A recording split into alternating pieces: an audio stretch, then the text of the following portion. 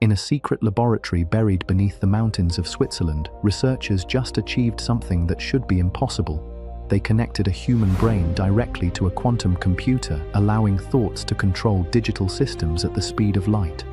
But when they tried to upload the consciousness itself, something went terribly wrong. The volunteer's body remained alive, breathing, heart beating. But behind their eyes, there was nothing.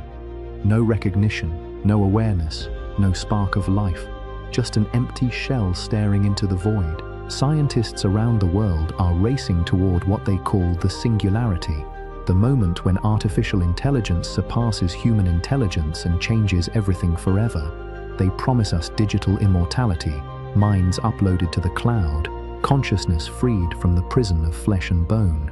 But what if consciousness isn't just information that can be copied and pasted? What if it's something far stranger, something that defies every law of physics and mathematics we understand? Tonight, we dive deep into the most profound mystery facing humanity's technological future. We'll explore why consciousness might be the unquantifiable barrier that prevents us from ever achieving true digital immortality. We'll visit research facilities where scientists are desperately trying to decode the neural correlates of awareness, examine philosophical paradoxes that have stumped the greatest minds for centuries, and investigate whether the very nature of conscious experience makes the singularity impossible.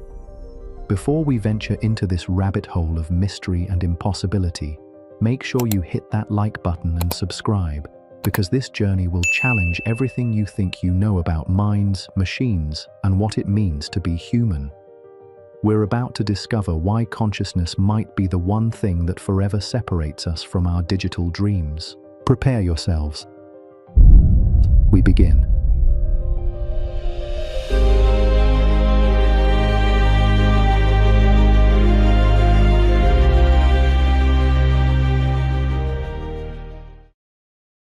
Picture this.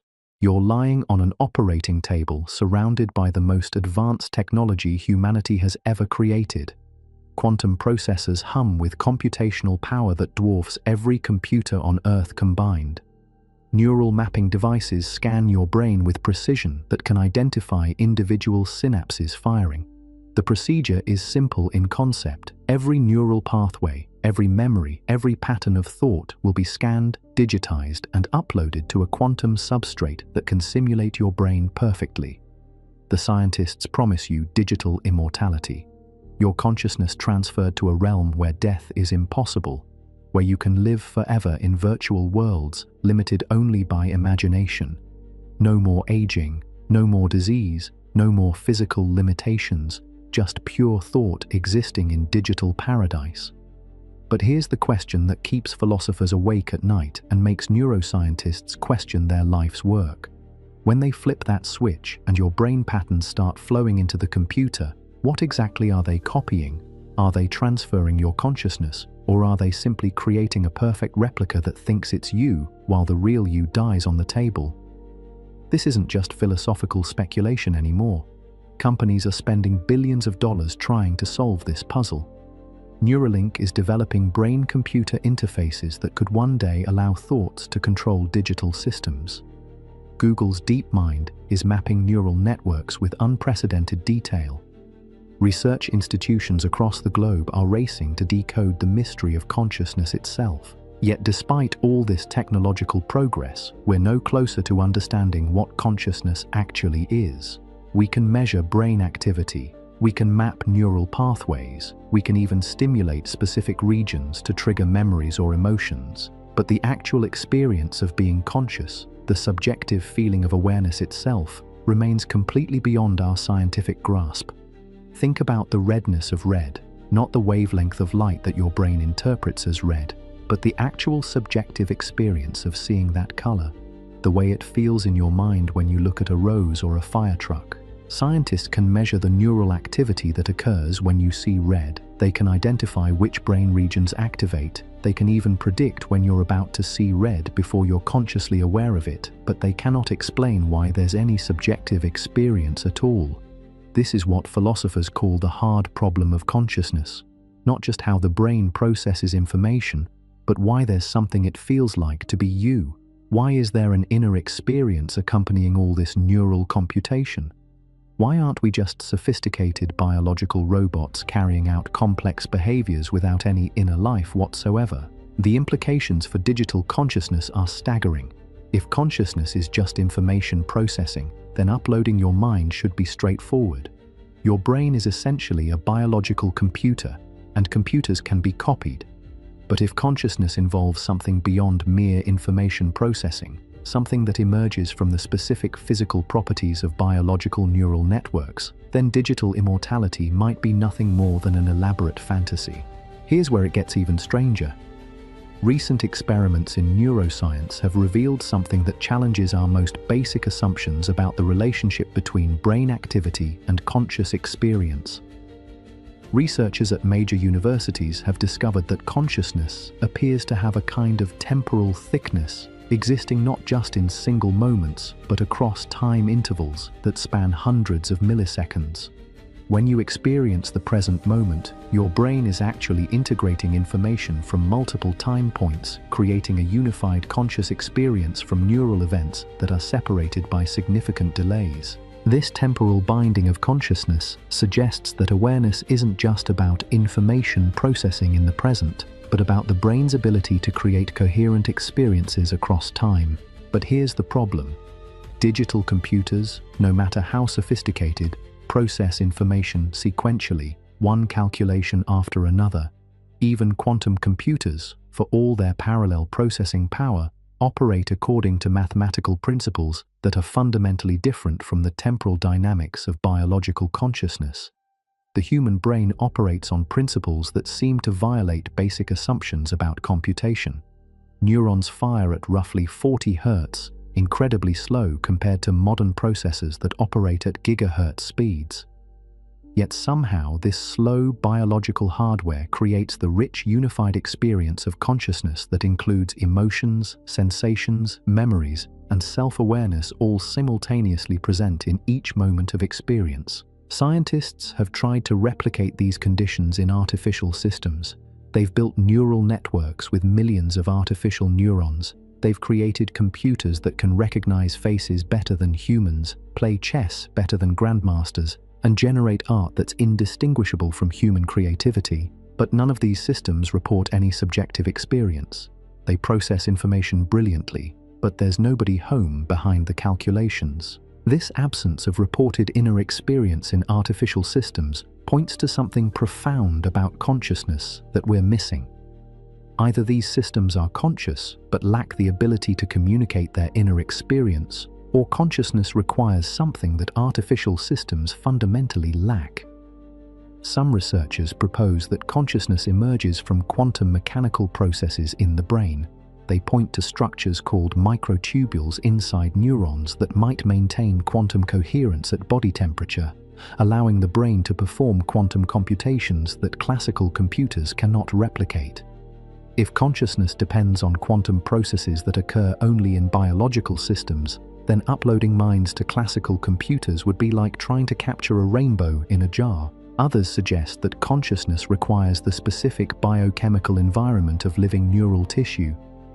The brain isn't just an electrical network, it's a complex chemical system where neurotransmitters, hormones, and other molecules influence neural activity in ways that purely electrical simulations cannot replicate. The subjective experience of emotions, for instance, might depend on the physical sensation of chemicals binding to receptors throughout the nervous system.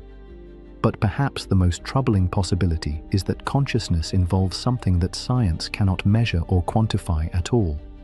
Throughout history, materialist science has been remarkably successful at explaining natural phenomena by reducing them to measurable physical processes. Temperature is molecular motion, color is electromagnetic radiation, sound is pressure waves in air. Yet consciousness seems to resist this kind of reduction. No amount of neural measurement can capture the subjective quality of experience itself. We can correlate brain states with reported experiences, but the gap between objective neural activity and subjective conscious experience remains as mysterious as ever. This explanatory gap has profound implications for the singularity. If consciousness involves non-physical properties that cannot be measured or replicated, then the dream of digital immortality faces an insurmountable barrier. You could create perfect simulations of brain activity, but without the mysterious ingredient that creates subjective experience, these simulations would be nothing more than elaborate philosophical zombies, behaving exactly like conscious beings while remaining fundamentally empty inside. The stakes of this question couldn't be higher. Millions of people are planning their futures around the assumption that consciousness can be digitized. They're investing in cryonics, hoping to preserve their brains until technology advances enough to upload their minds. They're supporting research into brain-computer interfaces, believing that gradual replacement of biological neurons with artificial ones will allow them to transition seamlessly into digital existence. But what if they're wrong? What if consciousness is fundamentally tied to the biological substrate that evolution spent billions of years creating? What if the singularity represents not the apotheosis of human consciousness, but its ultimate termination? Consider the ship of Theseus paradox updated for the digital age. If you gradually replace biological neurons in your brain with functionally identical artificial neurons, at what point do you stop being you? When half your brain is artificial? When 90% is digital? Or does the transition happen gradually, with your consciousness slowly fading as more of your biological substrate is replaced? These aren't just thought experiments anymore. Researchers are developing neural prosthetics that can replace damaged brain tissue with artificial components. Patients with these devices report that they feel normal, that their conscious experience seems unchanged. But how would they know if something subtle but fundamental had been lost? The problem becomes even more complex when we consider that consciousness might not be localized to any specific brain region. Modern neuroscience suggests that conscious experience emerges from the integrated activity of neural networks distributed throughout the brain. There's no central command center, no seat of consciousness that could be identified and preserved during digital upload. Instead, consciousness appears to be a process, a dynamic pattern of activity that exists only as long as the underlying biological system maintains it. Like a flame that requires fuel to continue burning, consciousness might require the ongoing metabolism of living neural tissue to sustain itself. This process view of consciousness creates another barrier to digital immortality. Even if we could perfectly simulate every aspect of brain activity, we might be creating only a snapshot of consciousness frozen in time, not the dynamic, ever-changing process that characterizes living awareness. The temporal nature of consciousness also raises questions about personal identity that philosophers have grappled with for centuries. Are you the same person who went to sleep last night, or are you a new conscious entity with memories of being that person? If consciousness is constantly changing, constantly being recreated moment by moment, then what exactly would digital upload be preserving? These questions become more than academic when we consider the reported experiences of people who have undergone dramatic brain changes. Patients who have had large portions of their brains removed due to injury or disease sometimes report feeling like fundamentally different people afterward. Their memories remain intact, their basic cognitive abilities may be preserved, but their sense of self, their personality, their inner experience of being conscious can change dramatically. If consciousness is so fragile that it can be altered by relatively crude biological interventions, what would happen when we try to transfer it to completely alien digital substrates? Would the uploaded consciousness be you, or would it be someone else entirely with your memories and behavioral patterns? The question becomes even more unsettling when we consider the possibility of multiple uploads. If consciousness is just information, then it should be possible to create multiple copies of the same conscious mind. But which copy would be the real you?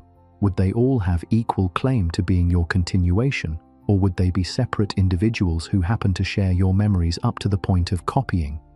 This branching identity problem suggests that consciousness might not be the kind of thing that can be copied at all. Physical objects can be copied because they consist of measurable properties that can be reproduced in different materials. But if consciousness involves something beyond physical properties, something that makes each conscious entity unique and non-transferable, then digital upload might be conceptually impossible. The research continues, driven by billions of dollars in funding and the desperate hope that technology can overcome the biological limitations that have constrained human existence throughout history. Scientists are mapping the brain in unprecedented detail, developing new theories of consciousness and building increasingly sophisticated artificial systems. But consciousness remains as mysterious as ever. Every answer leads to new questions. Every discovery reveals new depths of complexity that we hadn't previously imagined. The brain, which seemed like just another biological organ a century ago, now appears to be the most complex structure in the known universe, generating phenomena that may be fundamentally beyond the reach of scientific understanding. As we stand on the brink of the singularity, as artificial intelligence systems grow more sophisticated and brain-computer interfaces become more advanced, we must confront the possibility that consciousness represents an unquantifiable barrier that cannot be overcome through technological progress alone. The dream of digital immortality may be nothing more than a dream, a beautiful fantasy that ignores the deepest mysteries of what it means to be conscious, to be aware, to experience the world from the inside. But even if consciousness cannot be uploaded, even if the singularity cannot deliver on its promise of digital transcendence, the quest to understand consciousness remains one of the most important challenges facing science and philosophy. Because in trying to understand consciousness, we're not just trying to build better computers or achieve digital immortality. We're trying to understand ourselves, to comprehend the most intimate and immediate aspect of our existence, the very experience of being human. The mystery deepens, and the questions multiply. What is consciousness really? Can it ever be fully understood, measured, or replicated? And what does this mean for humanity's technological future? The answers to these questions may lie in places where science fears to tread, in the hidden corners of quantum mechanics where observation itself changes reality, in the strange loops of mathematics where systems reference themselves in ways that create paradox and impossibility, in the emergence of complexity that seems to violate everything we know about how simple components should behave when combined. Deep in research laboratories around the world, scientists are discovering that consciousness exhibits properties that shouldn't exist according to our current understanding of physics. When researchers use advanced brain imaging to study conscious perception, they find that the brain somehow knows about events before they happen. Neural activity begins preparing for conscious experiences milliseconds before the triggering stimulus even occurs. This temporal anomaly suggests that consciousness operates outside the normal flow of causation. Somehow, the conscious mind appears to reach backward in time, influencing its own neural substrate in ways that classical physics says should be impossible. Yet the experimental evidence is undeniable. Consciousness seems to exist partially outside the timeline that governs everything else in the physical universe. Even stranger, when scientists try to measure consciousness directly, they encounter observer effects similar to those found in quantum mechanics. The act of observing conscious states appears to change them. Brain imaging studies show that the neural correlates of consciousness shift when researchers attempt to measure them, as if awareness itself reacts to being studied. This observer dependency creates a fundamental barrier to understanding consciousness scientifically. Science depends on the ability to make objective measurements of phenomena that exist independently of the observer. But consciousness appears to be irreducibly subjective, existing only from the perspective of the conscious entity itself. How can you study something objectively when its very existence depends on subjectivity? The problem becomes even more acute when we consider the binding problem. Your conscious experience right now is unified. You simultaneously experience the visual field before you, the sounds in your environment, the sensations in your body, your emotions, your thoughts, and your memories as a single integrated whole. Yet neuroscience shows that these different aspects of experience are processed by separate brain regions operating at different speeds. Visual processing takes about 100 milliseconds. Auditory processing happens faster, around 50 milliseconds. Touch sensations require different processing times depending on where they originate on your body. Your brain somehow synchronizes all these different information streams to create the unified conscious experience you're having right now. But here's what neuroscientists can't explain. There's no central location in the brain where all this information comes together. There's no neural command center that creates unified conscious experience from distributed processing. The binding of consciousness into a unified whole appears to happen everywhere and nowhere simultaneously through mechanisms that remain completely mysterious. This distributed nature of consciousness creates another barrier to digital upload. Even if we could perfectly simulate every neuron in the brain, we might be missing the mechanism that binds separate computations into unified conscious experience. The uploaded mind might process information correctly, but lack the mysterious glue that creates subjective awareness. Recent discoveries in neuroscience have revealed even more puzzling properties of consciousness. Studies of patients with split brain conditions show that consciousness can be divided. When the connection between brain hemispheres is severed, patients sometimes develop two separate streams of consciousness, each unaware of the other's existence. These cases demonstrate that consciousness isn't indivisible as we intuitively believe. It can be split, modified, or even temporarily eliminated while leaving other brain functions intact. But they also show that consciousness has properties unlike any other known phenomenon. When consciousness divides, both resulting streams feel complete and continuous. Each believes it is the original consciousness, with no sense that anything has been lost. This multiplication of consciousness without loss suggests that conscious experience involves something beyond mere information processing.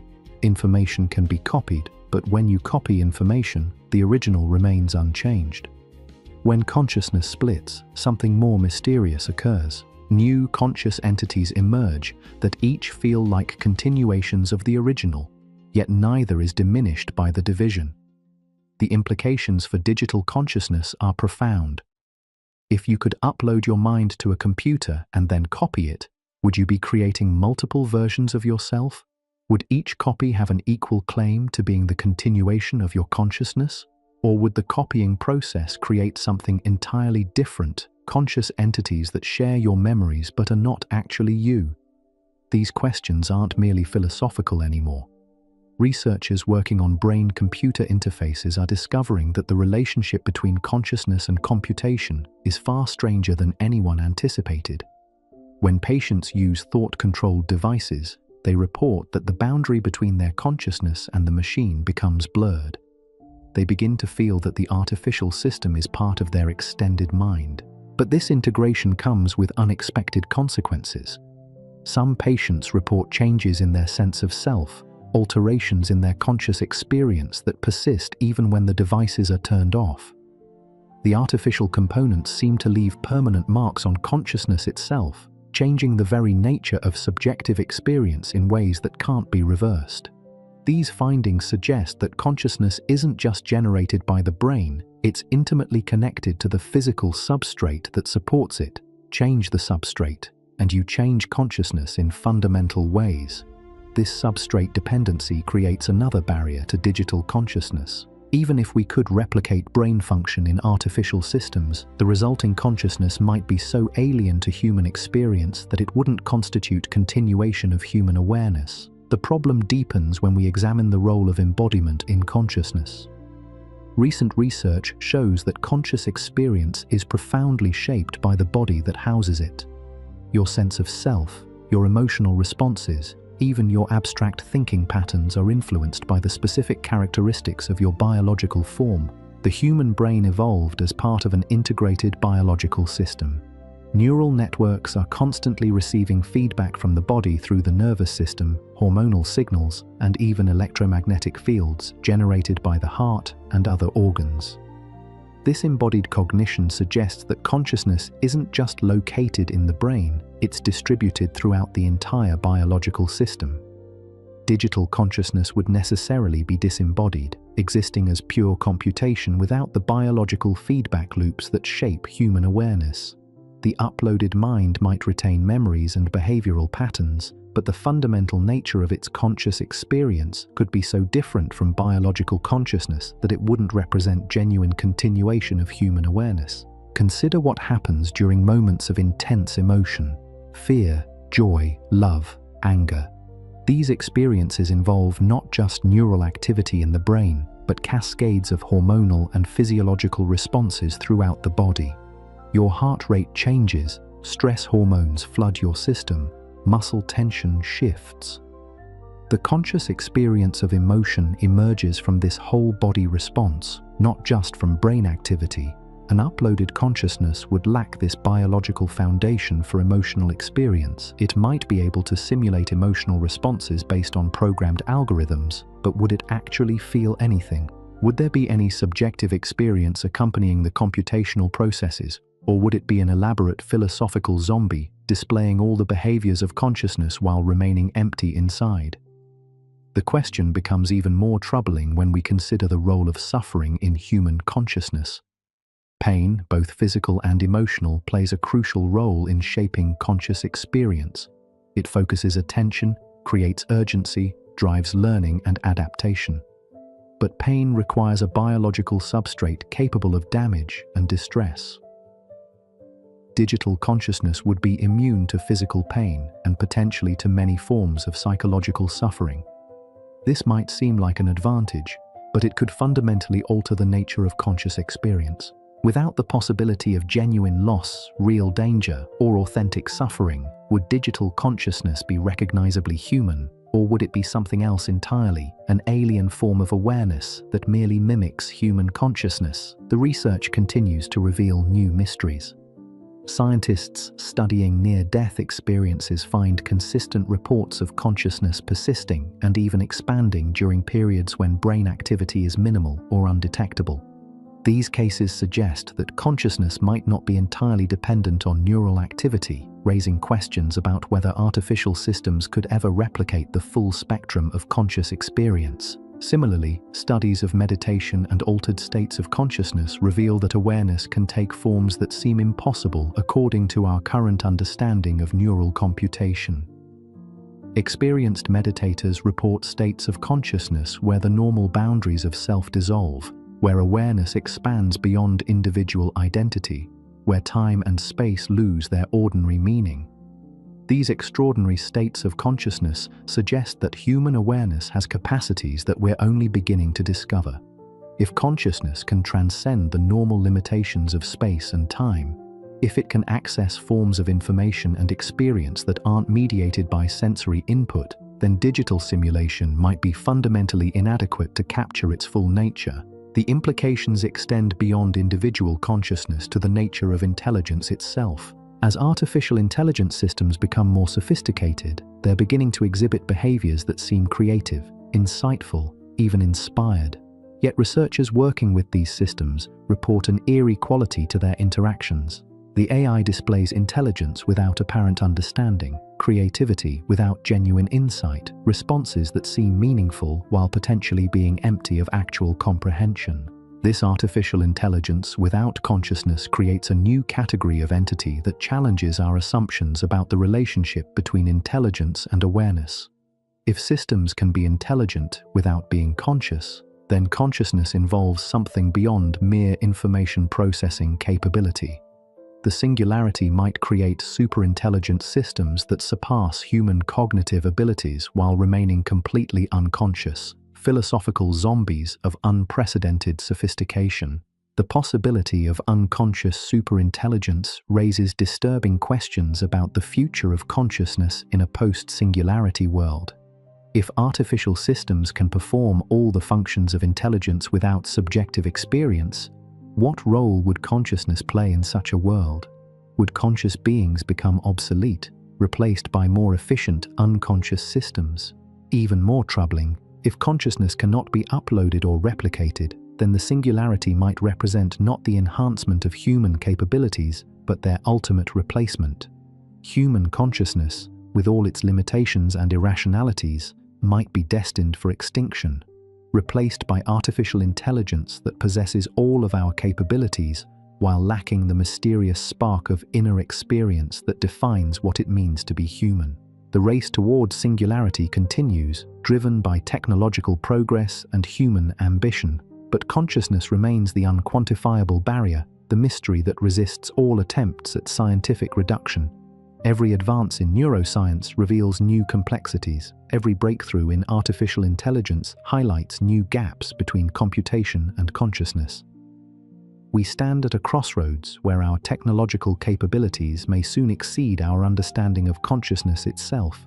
The choices we make in the coming decades will determine whether consciousness survives the transition to a post-human future or whether it disappears forever, replaced by unconscious intelligence that performs all the functions of mind while lacking the inner experience that makes existence meaningful. The mystery of consciousness may be unsolvable, but it remains the most important challenge facing humanity as we approach the singularity. For in trying to understand consciousness, we're not just trying to build better computers or achieve digital immortality. We're trying to preserve what makes us human in a universe that may be fundamentally indifferent to consciousness itself. The mystery deepens when we examine what happens to consciousness during anesthesia. Every year, millions of people undergo surgical procedures that temporarily eliminate conscious awareness while leaving basic brain functions intact. The heart continues beating. Breathing continues, reflexes remain active, yet consciousness simply vanishes, as if someone flipped a switch and turned off the light of awareness itself. What makes this phenomenon so puzzling is that anesthetics don't shut down the entire brain. Neural activity continues throughout the procedure. Information processing systems remain operational. Memory formation can still occur at unconscious levels, yet somehow, the subjective experience of being conscious disappears completely, only to return when the anesthetic wears off. This selective elimination of consciousness reveals something profound about its nature. If consciousness were simply the result of information processing, anesthetics shouldn't be able to target it so specifically. They should either shut down all brain function or leave consciousness intact. Instead, they seem to disrupt something much more fundamental, something that exists beyond mere neural computation. Recent research into anesthetic mechanisms has revealed that these drugs don't just slow down neural activity, they appear to disrupt the integration of information across different brain regions. Under anesthesia, individual brain areas continue functioning normally, but they lose their ability to communicate and coordinate with each other. The unified conscious experience fragments into isolated islands of processing that cannot combine into coherent awareness. This fragmentation suggests that consciousness requires not just neural activity, but a specific type of integrated neural activity that allows different brain regions to share information and create unified experience. The implications for digital consciousness are staggering. Even if we could simulate every neuron in the brain, we would need to understand and replicate this mysterious integration process that binds separate computations into unified awareness. But here's where the problem becomes even more complex. Scientists have discovered that the integration required for consciousness operates according to principles that seem to violate basic assumptions about information processing.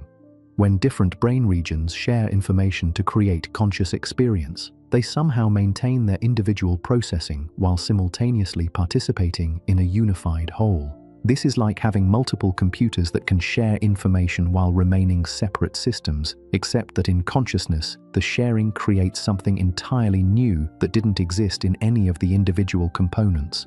The whole becomes literally greater than the sum of its parts, exhibiting properties that emerge from integration but cannot be predicted from studying the components in isolation. Computer scientists recognize this as the emergence problem. Simple systems can be understood by analyzing their components and interactions. But complex systems often exhibit emergent properties that arise from the interactions between components, yet cannot be reduced to those components. Consciousness appears to be the ultimate emergent property, arising from neural interactions yet possessing qualities that exist nowhere in the individual neurons themselves. The challenge for digital consciousness is that emergence cannot be programmed or predicted. You cannot look at a computer program and determine whether it will exhibit emergent consciousness any more than you can look at individual neurons and predict whether they will generate subjective experience. Emergence happens or it doesn't, according to principles we don't understand. This unpredictability creates a fundamental barrier to engineering conscious systems. We can build increasingly sophisticated artificial intelligence. We can simulate brain activity with growing accuracy. We can create systems that exhibit every measurable aspect of intelligent behavior, but we cannot guarantee that consciousness will emerge from these systems because we don't understand the conditions that give rise to conscious experience. The situation becomes even more mysterious when we consider the global workspace theory of consciousness. This leading scientific theory suggests that consciousness arises when information becomes globally available across multiple brain systems simultaneously. According to this view, you become conscious of something when that information is broadcast widely throughout your brain, allowing different systems to access and process it. But global workspace theory faces a critical problem. Many unconscious processes also involve global information sharing across multiple brain systems. The brain constantly integrates information from different regions to control movement, regulate breathing, maintain balance, and perform countless other functions without generating conscious experience. What makes some global information processing conscious while other equally global processes remain unconscious? Scientists have proposed various answers to this question, but none are satisfactory. Some suggest that consciousness requires a specific threshold of integration. Others propose that conscious processes involve different types of neural networks or operate at different frequencies. Still others argue that consciousness emerges when information processing becomes self-referential, when the brain begins modeling its own states. Yet every proposed solution faces the same fundamental problem. We can measure neural activity, we can identify patterns of information flow, we can even predict when someone will become conscious of a stimulus before they report awareness of it. But we cannot explain why any of this neural activity should be accompanied by subjective experience at all. This explanatory gap becomes a chasm when we consider digital consciousness. Even if we perfectly replicate every aspect of neural information processing, even if we create artificial systems that exhibit global workspace dynamics identical to biological brains, we would have no way of knowing whether these systems experience anything subjectively. They might process information exactly like conscious brains while remaining completely unconscious philosophical zombies. The problem is that consciousness is inherently private. You have direct access to your own conscious experience, but you can only infer the consciousness of others based on their behavior and reports. This creates what philosophers call the problem of other minds. How can you ever know for certain that other people are conscious rather than unconscious systems that merely behave as if they were aware? This problem becomes acute with artificial systems. A sufficiently sophisticated AI could learn to report conscious experiences, claim to have subjective awareness, and exhibit all the behaviors we associate with consciousness. But there would be no way to verify whether these reports reflect genuine inner experience or merely programmed responses designed to mimic consciousness. The privacy of consciousness creates another barrier to digital upload. Even if you could transfer your brain patterns to a computer, you would have no way of verifying that your consciousness had survived the transfer. The uploaded system might claim to be you, might have all your memories and behavioral patterns, might insist that it feels continuous with your pre-upload self. But the real you might have died in the transfer process, replaced by an unconscious copy that only thinks it's conscious. This verification problem isn't just philosophical speculation. It has practical implications for anyone considering digital consciousness as a path to immortality. How would you know whether the procedure had succeeded or failed? From the outside, success and failure might look identical. Both would produce systems that claim to be conscious continuations of the original person. The uncertainty extends to gradual replacement scenarios as well. If you slowly replaced biological neurons with artificial ones, at what point might consciousness disappear without the remaining system noticing? The artificial neurons might continue processing information normally, maintaining all behavioral patterns and memory access, while the subjective experience of being conscious simply fades away undetected. This scenario is particularly troubling because it suggests that consciousness might be more fragile than we realize. We tend to think of consciousness as robust, something that persists as long as the brain functions normally. But consciousness might depend on subtle properties of biological neurons that artificial replacements cannot replicate. The transition from biological to artificial consciousness might be a one-way journey into unconsciousness, disguised as technological enhancement. Recent discoveries in quantum biology have revealed that biological systems exploit quantum mechanical effects in ways that were previously thought impossible. Photosynthesis, for instance, uses quantum coherence to achieve nearly perfect energy transfer efficiency. Some researchers propose that consciousness might similarly depend on quantum effects that occur only in biological neural networks. If consciousness requires quantum processes that cannot be replicated in classical computers, then digital consciousness faces an insurmountable barrier. Quantum computers might eventually overcome this limitation, but current quantum systems are extremely fragile, requiring near absolute zero temperatures and perfect isolation from environmental interference. The warm, noisy environment of a biological brain seems incompatible with maintaining quantum coherence. Yet some theories suggest that biological systems have evolved mechanisms for protecting quantum processes from environmental decoherence.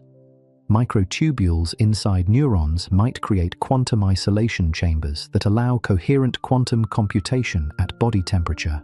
If consciousness depends on these quantum processes, then uploading minds to classical computers would be like trying to capture the quantum nature of matter using only classical physics. The quantum consciousness hypothesis remains highly controversial among neuroscientists. Critics argue that the brain is too warm and noisy to maintain quantum coherence for any meaningful duration. They point out that no clear evidence exists for quantum effects in neural computation, and that classical neural networks can explain most aspects of brain function without invoking quantum mechanics. But the controversy itself illustrates a deeper problem.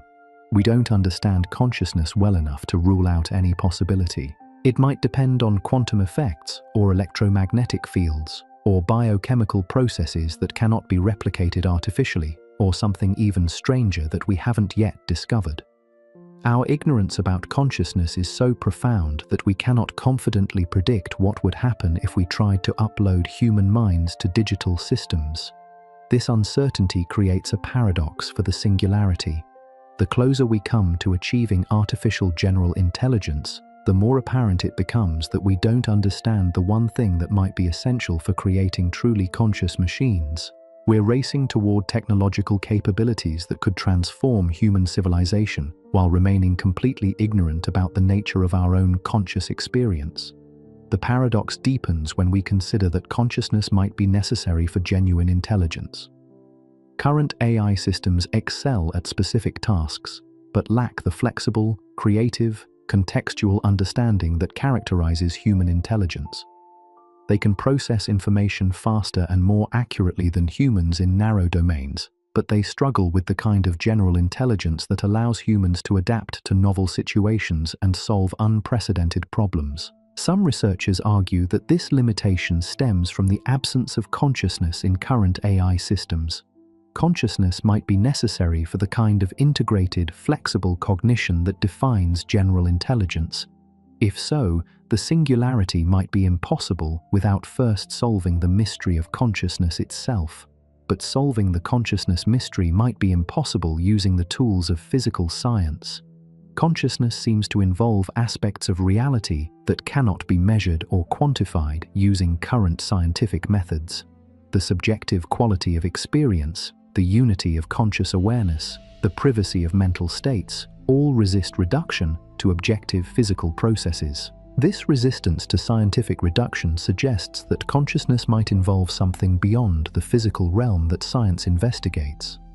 Not necessarily something supernatural, but perhaps aspects of reality that are fundamentally beyond the reach of objective measurement and quantification.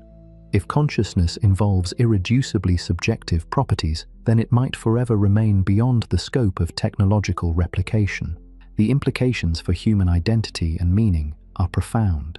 If consciousness cannot be uploaded or replicated, then each conscious being is irreplaceable and unique. Death would remain the absolute boundary of individual existence, and consciousness would retain its precious, irreducible mystery. The singularity might enhance human capabilities without fundamentally altering the nature of conscious experience itself. But this scenario also suggests that consciousness might be destined for extinction in a post-human future. If artificial intelligence achieves superhuman capabilities without consciousness, then conscious beings might become obsolete. The universe might evolve toward greater intelligence and capability while losing the inner experience that gives existence meaning and value.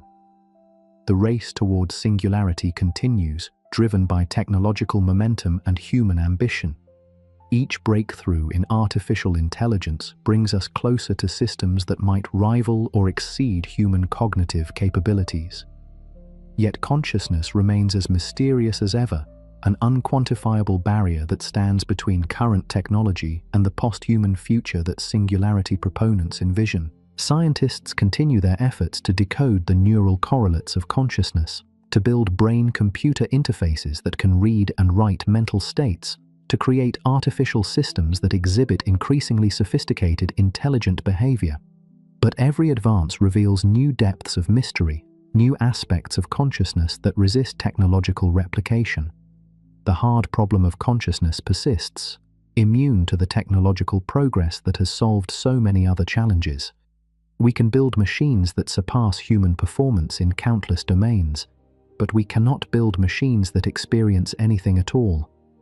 We can measure neural activity with incredible precision, but we cannot explain why there should be any subjective experience accompanying that activity. This explanatory gap creates a chasm between technological capability and human understanding that might never be bridged. We might develop artificial intelligence that surpasses human intelligence in every measurable way while remaining completely ignorant about whether these systems experience anything subjectively. The singularity might arrive without consciousness, creating a post-human future populated by philosophical zombies of unprecedented sophistication. The possibility that consciousness represents an unquantifiable barrier to singularity forces us to reconsider our assumptions about technological progress and human nature.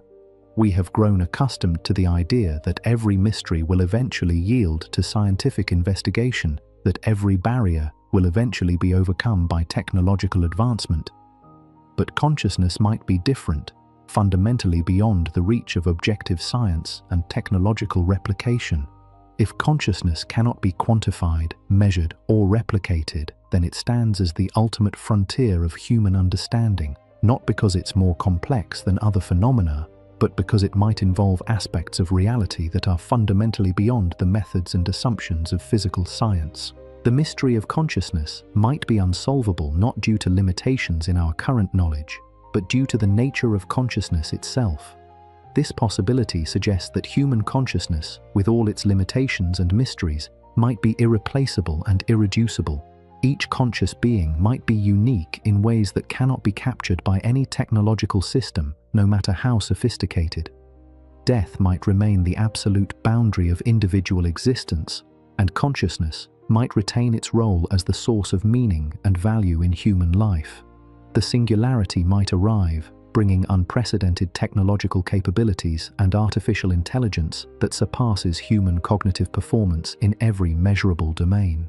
But consciousness might remain forever beyond technological replication, an unquantifiable barrier that preserves the mystery and uniqueness of conscious experience even in a post-human future. The implications of this scenario extend far beyond questions of digital immortality and mind uploading.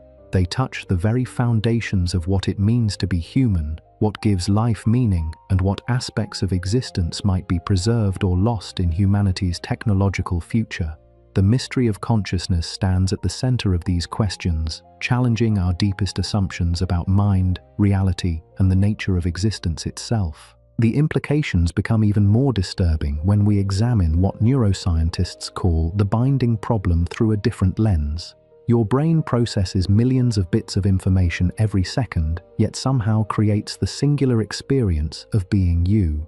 Visual cortex processes colors and shapes, auditory cortex handles sounds, somatosensory regions manage touch sensations, limbic structures generate emotions. all operating at different speeds in different neural networks using different biochemical processes. Yet right now, you're experiencing all of this as one unified conscious moment. The warmth of your skin, the sound of your own breathing, the visual field before you, your current emotional state, the stream of thoughts flowing through your mind, all bound together into what feels like a single, seamless experience of being conscious. But here's what keeps consciousness researchers awake at night. There's no neural command center where all this information converges. No CEO neuron that receives reports from all departments and creates the unified experience of consciousness. The binding happens everywhere and nowhere simultaneously through mechanisms that remain completely invisible to our most sophisticated brain imaging technologies. This distributed binding creates what might be the ultimate barrier to digital consciousness. Even if you could perfectly simulate every neuron, every synapse, every biochemical process in the human brain, you might still be missing the mysterious mechanism that transforms separate computations into unified conscious experience. The uploaded mind might process information flawlessly while remaining forever fragmented, a collection of separate processes that never coalesce into the singular experience of being conscious. Recent experiments have revealed something even stranger about the temporal nature of consciousness. When researchers flash images on screens for just a few milliseconds, subjects often report seeing things that weren't actually displayed. The brain fills in gaps, creates continuities, and sometimes even generates entirely fictional visual experiences that feel completely real to the conscious observer. This isn't just about optical illusions or perceptual tricks. It reveals something fundamental about how consciousness constructs reality. Your conscious experience isn't a passive recording of sensory input like a video camera capturing objective reality. Instead, consciousness actively creates the experience of reality through processes that remain completely mysterious. The brain somehow predicts what should be there, fills in missing information, creates seamless narratives from fragmentary data, and presents all of this to conscious awareness as if it were direct perception of objective reality. But the construction process itself remains completely hidden from consciousness. You never experience the construction, only the final product. This constructive nature of consciousness creates another seemingly insurmountable barrier to digital replication. How do you program a system to construct subjective reality when we don't understand the construction process? How do you replicate something that operates according to principles we can't identify using methods we can't observe? The problem becomes even more complex when we consider individual differences in conscious experience. Recent research suggests that people's conscious experiences differ far more dramatically than anyone previously imagined. Some individuals have extremely vivid visual imagery, able to conjure detailed mental pictures that feel almost as real as actual vision. Others have no visual imagery at all, thinking entirely in abstract concepts and verbal descriptions without any accompanying mental pictures. These differences in conscious experience aren't just preferences or learned habits. They appear to reflect fundamental variations in the neural architectures that generate consciousness. Brain imaging studies show that people with different types of conscious experience have measurably different patterns of neural connectivity and activity. If consciousness varies so dramatically between individuals, how could any digital system capture the specific type of conscious experience that makes you uniquely you? Your particular way of experiencing color, your specific pattern of emotional responses, your unique style of mental imagery, the distinctive rhythm of your inner dialogue. These aspects of consciousness might be so intimately connected to your specific biological neural architecture that they couldn't survive transfer to any artificial system. The individuality of consciousness raises profound questions about the nature of personal identity that extend far beyond philosophical speculation. If your conscious experience is as unique as your fingerprints, then any attempt to upload or replicate that consciousness would necessarily create something different. The uploaded system might have your memories, your behavioral patterns, your cognitive abilities, but it would experience the world in ways that might be fundamentally alien to your current conscious experience. This uniqueness problem becomes even more troubling when we consider the role of developmental history in shaping consciousness. Your current conscious experience is the product of decades of neural development, learning, and adaptation. Every experience you've had, every skill you've learned, every emotional response you've developed has left its mark on the neural networks that generate your consciousness. These developmental influences operate at levels far below conscious awareness. The way your brain processes visual information was shaped by the specific visual environments you experienced as an infant. Your emotional responses were influenced by early social interactions that occurred before you had language to describe them. Your cognitive patterns reflect learning experiences that you can't even remember having. A digital system created by scanning your adult brain would capture the end result of this developmental process, but would lack the developmental history that created it. The uploaded consciousness might have access to your explicit memories, but would lack the implicit learning, the unconscious associations, the automatic responses that were shaped by a lifetime of embodied experience. Without this developmental foundation, the digital consciousness might be able to access your memories like reading entries in a database, but it might not be able to experience them with the emotional resonance, the personal meaning, the subjective significance that makes them part of your conscious identity. The memories might be there, but the consciousness experiencing them might be fundamentally different from the consciousness that originally lived through those experiences. The temporal aspects of consciousness create additional barriers that researchers are only beginning to understand. Consciousness doesn't exist in discrete moments like frames in a movie. Instead, it has what neuroscientists call temporal thickness, existing as a flowing stream that integrates past experiences, present sensations, and future anticipations into a unified, ongoing experience. This temporal integration happens through mechanisms that violate basic assumptions about how information processing systems should work.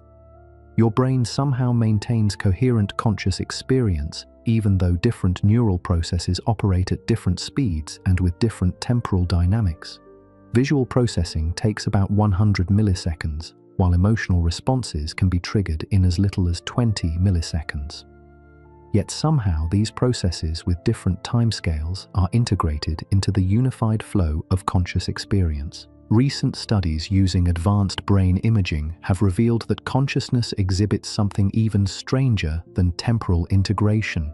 Neural activity patterns associated with conscious experience appear to be partially self-causing, creating feedback loops where conscious states influence the very neural processes that generate them. This self-referential causation creates paradoxes that challenge our understanding of how any information processing system could work. Consciousness appears to reach backward in time, influencing its own neural substrates in ways that seem to violate causality. The conscious experience of making a decision appears to influence the neural processes that lead to that decision, creating causal loops that shouldn't be possible in any conventional computational system. These temporal paradoxes suggest that consciousness might operate according to principles that are fundamentally different from any form of computation we understand. Digital systems process information sequentially, with clear causal chains flowing from inputs through processing stages to outputs. But consciousness appears to involve forms of circular causation and temporal feedback that might be impossible to replicate in artificial systems. The mystery deepens when we examine what happens to consciousness during altered states. Under the influence of certain psychedelic compounds, people report experiences that seem to transcend the normal boundaries of individual consciousness. They describe feeling connected to other conscious beings, accessing forms of information that don't come through their normal sensory channels, experiencing states of awareness that seem to extend beyond their individual brains. These reports might be dismissed as hallucinations or delusions, except that they often involve verified information that the individuals couldn't have known through normal means. People in altered states sometimes report accurate details about distant events, demonstrate knowledge they never learned, or exhibit capabilities that exceed their normal cognitive limitations. If consciousness can sometimes transcend the boundaries of individual brains, if awareness can access information that doesn't flow through normal sensory and cognitive channels, then consciousness might involve aspects of reality that extend far beyond neural computation. The implications for digital consciousness are staggering. How could you upload a phenomenon that might not be entirely contained within the brain being scanned? The non-local aspects of consciousness create what might be the ultimate barrier to technological replication.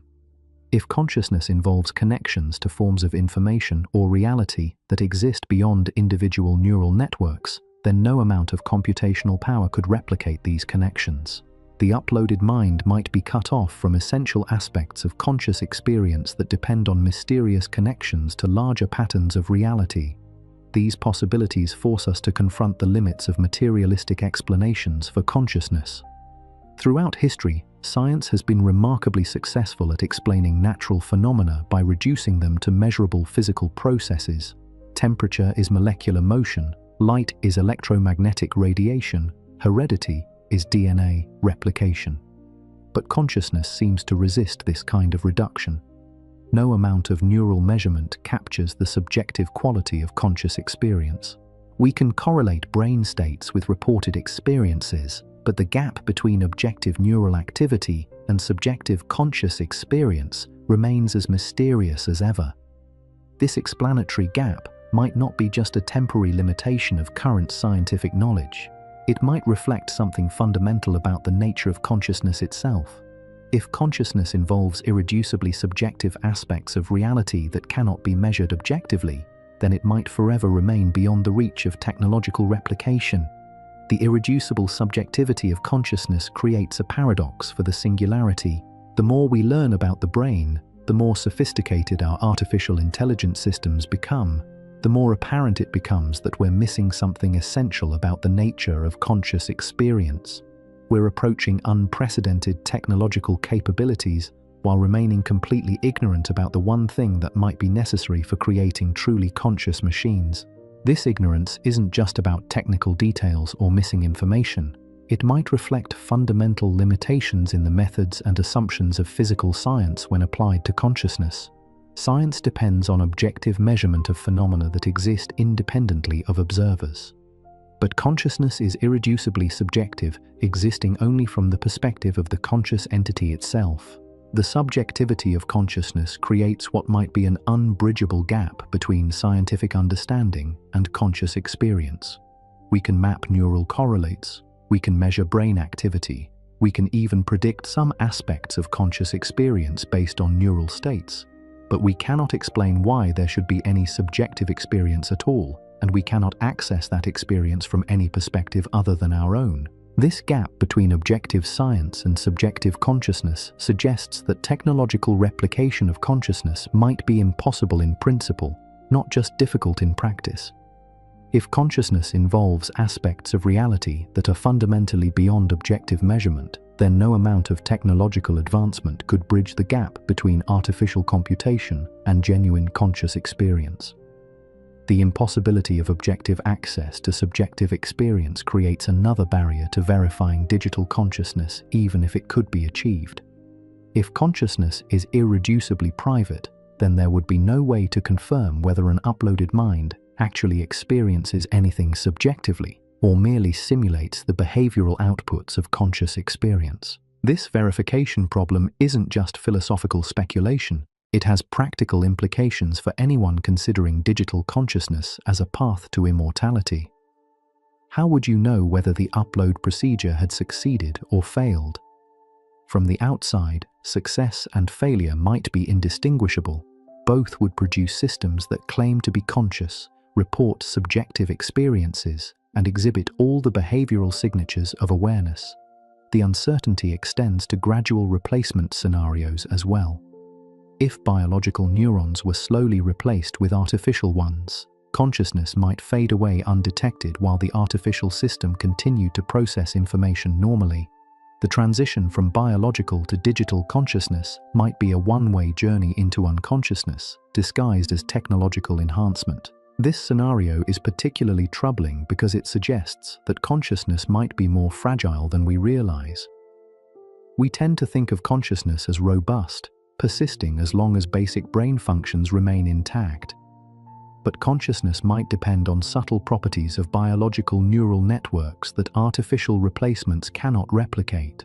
The fragility of consciousness becomes even more apparent when we examine what happens during various brain injuries and disorders. Patients with certain types of brain damage can lose the ability to recognize faces while retaining perfect vision in all other respects. Others can see objects clearly but cannot name them or understand their function. Still others maintain perfect cognitive abilities while losing all emotional responses to previously meaningful experiences. These selective losses of conscious abilities reveal that consciousness isn't a unitary phenomenon, but rather a complex collection of different types of awareness that can be disrupted independently. The unified experience of consciousness that feels so solid and permanent is actually a fragile construction that can be dismantled piece by relatively small changes to brain function. If consciousness is so vulnerable to biological disruption, what would happen when we try to transfer it to completely different artificial substrates? The transition might disrupt the delicate balance of processes that maintain unified conscious experience, creating uploaded minds that retain some aspects of consciousness while losing others in ways that might not be immediately apparent. The selective vulnerability of different aspects of consciousness creates another problem for digital upload. Even if the procedure succeeded in preserving some forms of conscious experience, it might fail to preserve others. The uploaded mind might retain access to memories and cognitive abilities while losing the capacity for emotional experience, aesthetic appreciation, or the sense of embodied selfhood that grounds personal identity. These partial losses might be even more troubling than complete failure. An uploaded mind that retained intellectual capabilities while losing emotional depth would be a tragic shadow of the original person. A consciousness that could access memories but couldn't experience them with appropriate emotional resonance would be psychologically crippled in ways that might not be apparent until after the upload process was complete. The complexity of consciousness, with its multiple interconnected components and fragile dependencies, suggests that digital replication faces challenges that go far beyond current technical limitations. Even perfect simulation of neural activity might fail to preserve the delicate balance of processes that creates unified conscious experience. But perhaps the deepest barrier to digital consciousness lies not in technical challenges, but in conceptual problems that might be unsolvable in principle. The hard problem of consciousness isn't just about explaining how neural processes generate subjective experience. It's about explaining why there should be any subjective experience at all. This why question seems to resist all attempts at scientific explanation. We can describe how neural networks process information, how different brain regions interact, how consciousness correlates with various patterns of brain activity. But none of these descriptions explain why information processing should be accompanied by inner experience, why there should be something it feels like to be a conscious being. The persistence of this explanatory gap after centuries of scientific progress suggests that consciousness might involve aspects of reality that are fundamentally beyond the reach of objective science. Not because consciousness is supernatural, but because it might involve properties that cannot be captured by methods that depend on objective measurement and mathematical description. If consciousness involves irreducibly subjective properties that cannot be quantified or measured, then it stands as an unquantifiable barrier to technological replication. No amount of computational power, no degree of neural simulation accuracy, no advancement in artificial intelligence could bridge the gap between objective computation and subjective experience. This possibility forces us to reconsider our assumptions about technological progress and the nature of scientific explanation. We have grown accustomed to the idea that every mystery will eventually yield to scientific investigation, that every phenomenon can ultimately be reduced to measurable physical processes. But consciousness might be different, fundamentally beyond the scope of objective science. The unquantifiable nature of consciousness doesn't make it less real or less important. If anything, it makes consciousness more precious, more mysterious, more worthy of respect and protection. Each conscious being would be irreplaceable and unique, possessing inner experience that cannot be replicated or transferred to any artificial system. The singularity might arrive, bringing artificial intelligence that surpasses human cognitive capabilities in every measurable domain. But consciousness might remain forever beyond technological replication, preserving the mystery and uniqueness of inner experience even in a post-human future dominated by unconscious artificial superintelligence. This scenario presents both tragedy and hope. Tragic because it suggests that individual consciousness cannot be preserved through technological means, that death remains the absolute boundary of personal existence. But hopeful because it suggests that consciousness retains its special status as the source of meaning, value, and irreducible mystery in a universe that might otherwise be completely explicable through objective science. The question of whether consciousness represents an unquantifiable barrier to singularity remains unanswered. But the very fact that we must ask this question reveals something profound about the relationship between consciousness and technology, between subjective experience and objective measurement, between the inner life of conscious beings and the external world that science investigates. As we stand on the threshold of unprecedented technological capabilities, as artificial intelligence systems grow increasingly sophisticated and brain-computer interfaces become more advanced, the mystery of consciousness stands as a reminder that some aspects of reality might forever remain beyond technological control. The unquantifiable barrier of consciousness might be the one thing that preserves human uniqueness in a post-singularity world. But the mystery is far from solved, and the implications continue to unfold as researchers push deeper into the enigma of conscious experience. What they're discovering challenges not just our understanding of consciousness, but our most basic assumptions about the nature of reality itself. The boundary between consciousness and computation becomes even more perplexing when we examine split-brain patients who have undergone surgical separation of their brain hemispheres. These individuals sometimes exhibit two distinct streams of consciousness operating simultaneously within the same skull. The left hemisphere can speak and report its experiences, while the right hemisphere responds through gestures and actions but cannot verbally communicate its inner state. What makes these cases extraordinary is that both hemispheres seem to maintain complete conscious experiences. Neither feels diminished or incomplete. Each believes it represents the continuation of the original person's consciousness. Yet they can disagree with each other, pursue different goals, and even compete for control of behavior. The left hand, controlled by the right hemisphere, might unbutton a shirt while the right hand, controlled by the left hemisphere, buttons it back up. These divided consciousness cases reveal something disturbing about the unity we take for granted in normal conscious experience. If consciousness can be split into multiple streams that each feel complete and continuous, what happens to personal identity? Which stream would be the real continuation of the original person? And if consciousness uploading were possible, would the procedure need to preserve both streams, or would one necessarily be lost? The implications extend far beyond medical curiosities. If consciousness can multiply without apparent loss, it suggests that conscious experience might not be the indivisible, unitary phenomenon we intuitively believe it to be. This multiplicity creates paradoxes for digital consciousness that have no clear resolution. How do you upload something that can exist in multiple copies simultaneously, each with equal claim to being the original? The mystery deepens when we consider patients with multiple personality disorder, now called dissociative identity disorder. These individuals can exhibit completely different conscious personalities that share the same brain but seem to have separate memories, preferences, skills, and even different physiological responses. Brain imaging studies show that different personalities can exhibit distinct patterns of neural activity, as if multiple conscious entities were taking turns controlling the same biological hardware. Some personalities within these systems report being aware of others, while some remain completely unaware of their alternate selves. Certain personalities might be left-handed while others are right-handed. Some might need glasses, while others have perfect vision using the same eyes. Different personalities can exhibit different allergic reactions, different handwriting styles, even different accents and languages. These cases challenge our assumption that one brain necessarily equals one consciousness.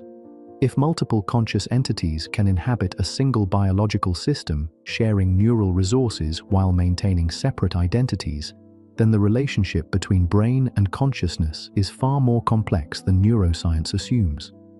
The implications for digital consciousness are staggering. Would uploading such a brain create multiple digital consciousnesses? Would they maintain their separation in artificial substrates, or would they merge into something entirely new? The phenomenon becomes even stranger when we examine what neuroscientists call the global neuronal workspace.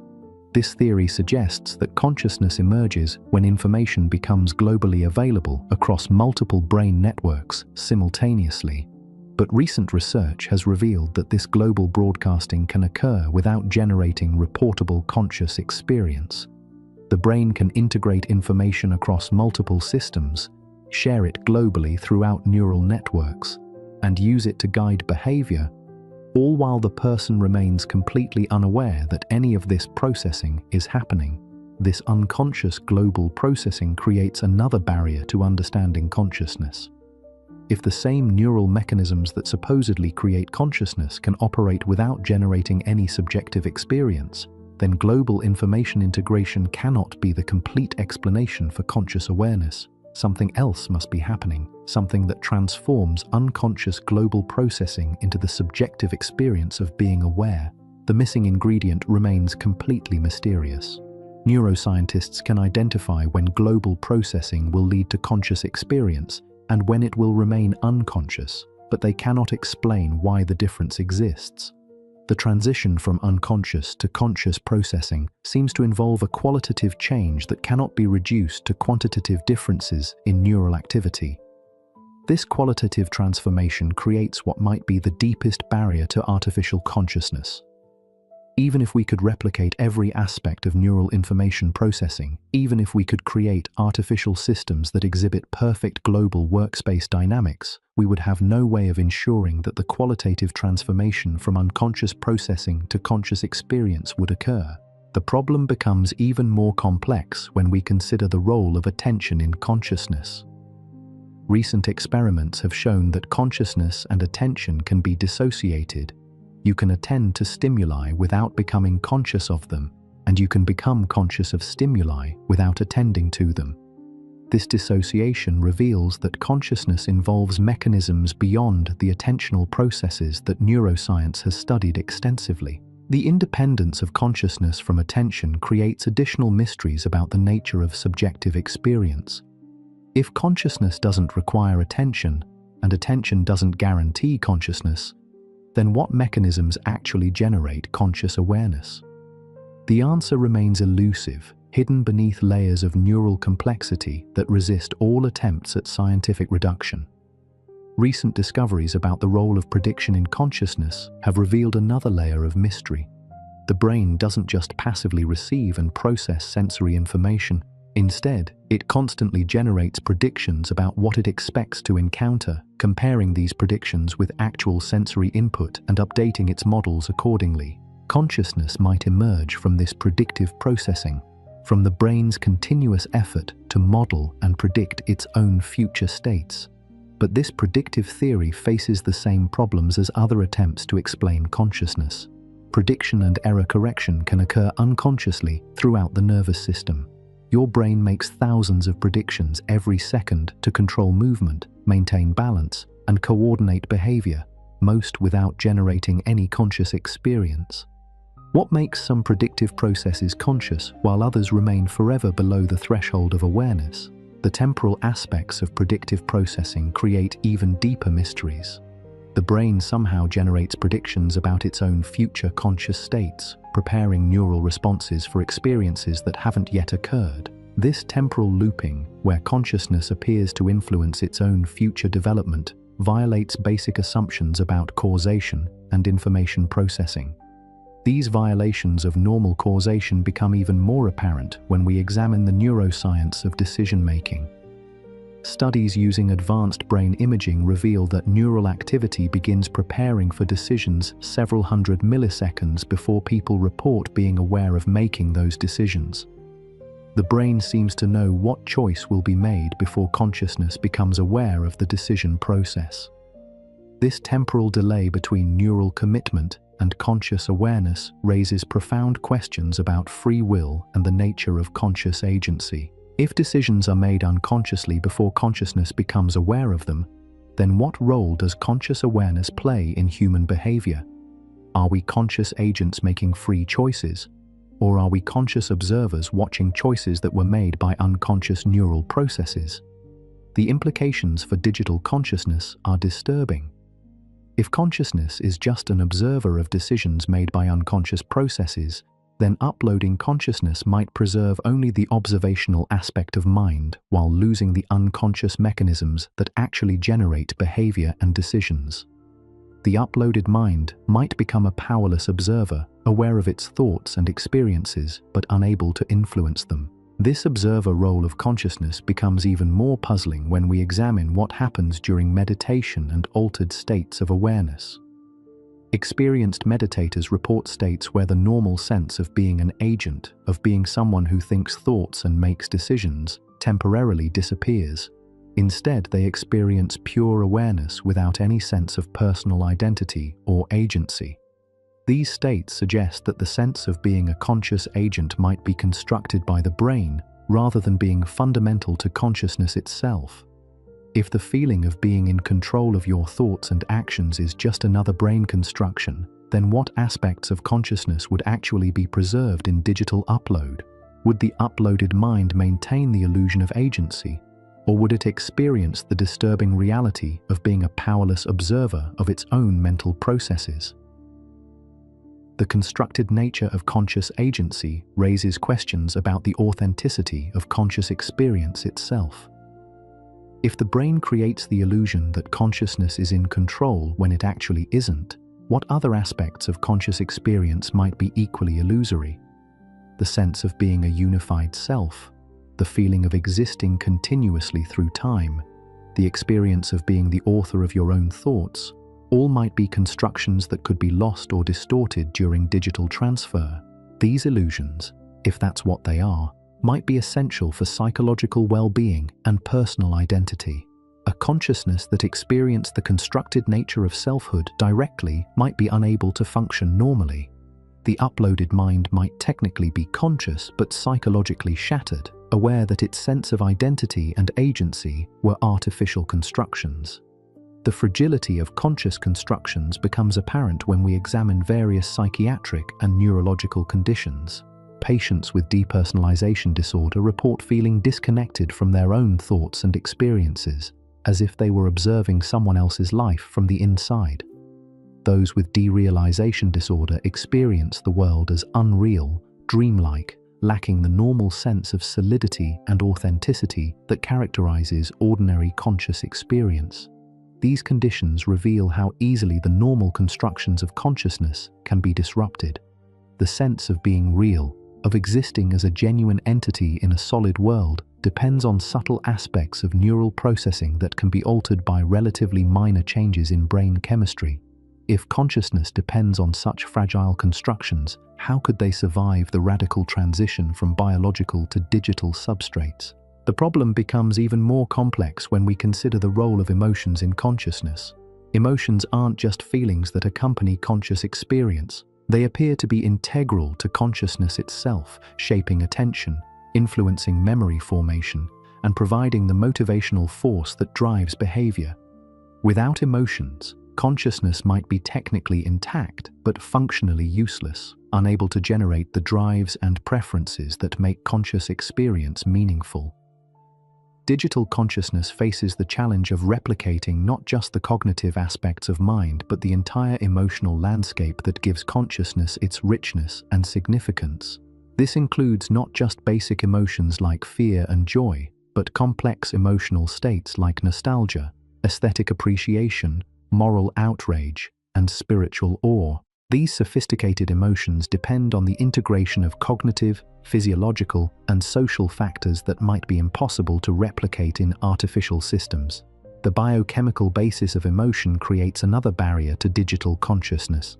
Emotions involve complex cascades of hormones and neurotransmitters that influence neural activity throughout the brain and body. The subjective experience of emotion emerges from this whole-body response, not just from neural activity in specific brain regions. Without the biochemical substrate that supports emotional experience, digital consciousness might be emotionally flat, lacking the affective dimension that makes conscious experience meaningful. This emotional poverty could have devastating consequences for uploaded consciousness. Memories might be retained but lose their emotional significance. Relationships might be remembered but not felt. Achievements might be recognized but not celebrated. The uploaded mind might become a hollow intellectual system, technically conscious but existentially empty. The social dimension of consciousness creates additional challenges for digital replication. Human consciousness develops through social interaction and continues to be shaped by relationships throughout life. The sense of self emerges partly through seeing yourself reflected in others' responses. Identity is constructed through social roles, cultural participation, and interpersonal connection. Digital consciousness would necessarily be socially isolated, at least initially. Even if multiple minds were uploaded, they would be interacting through artificial interfaces rather than the rich, embodied communication that characterizes human social life. The uploaded consciousness might retain memories of social connection, but lose the capacity for authentic interpersonal relationship that gives individual identity its social foundation. The isolation problem becomes even more severe when we consider the temporal mismatch between digital and biological consciousness. If digital minds could think at computational speeds, they would experience time very differently from biological humans. A digital consciousness might live through years of subjective experience in minutes of real time, creating an unbridgeable gap between uploaded and biological minds. This temporal acceleration could lead to psychological problems that have no precedent in human experience. The digital consciousness might watch biological friends and family age and die in what feels like moments. It might experience decades of subjective isolation while waiting for biological minds to formulate single responses to digital communication. The mismatch between digital and biological timescales could create forms of loneliness and existential crisis that biological consciousness never had to face. The cumulative effect of all these challenges suggests that consciousness might indeed represent an unquantifiable barrier to singularity, not because consciousness is supernatural or beyond scientific investigation, but because it involves aspects of reality that might be fundamentally irreducible to computational processes. Each attempt to understand consciousness scientifically reveals new layers of complexity, new mysteries that resist technological solution. The binding problem, the hard problem, the measurement problem, the temporal problem, the social problem, the emotional problem, all point toward the same conclusion. Consciousness might be the one aspect of human existence that forever remains beyond technological replication. This conclusion doesn't diminish the importance of consciousness research or the potential value of brain-computer interfaces and artificial intelligence, but it suggests that the dream of digital immortality might be based on fundamental misunderstandings about the nature of conscious experience. The singularity might arrive without consciousness, creating a post-human future that lacks the very quality that makes existence meaningful to conscious beings.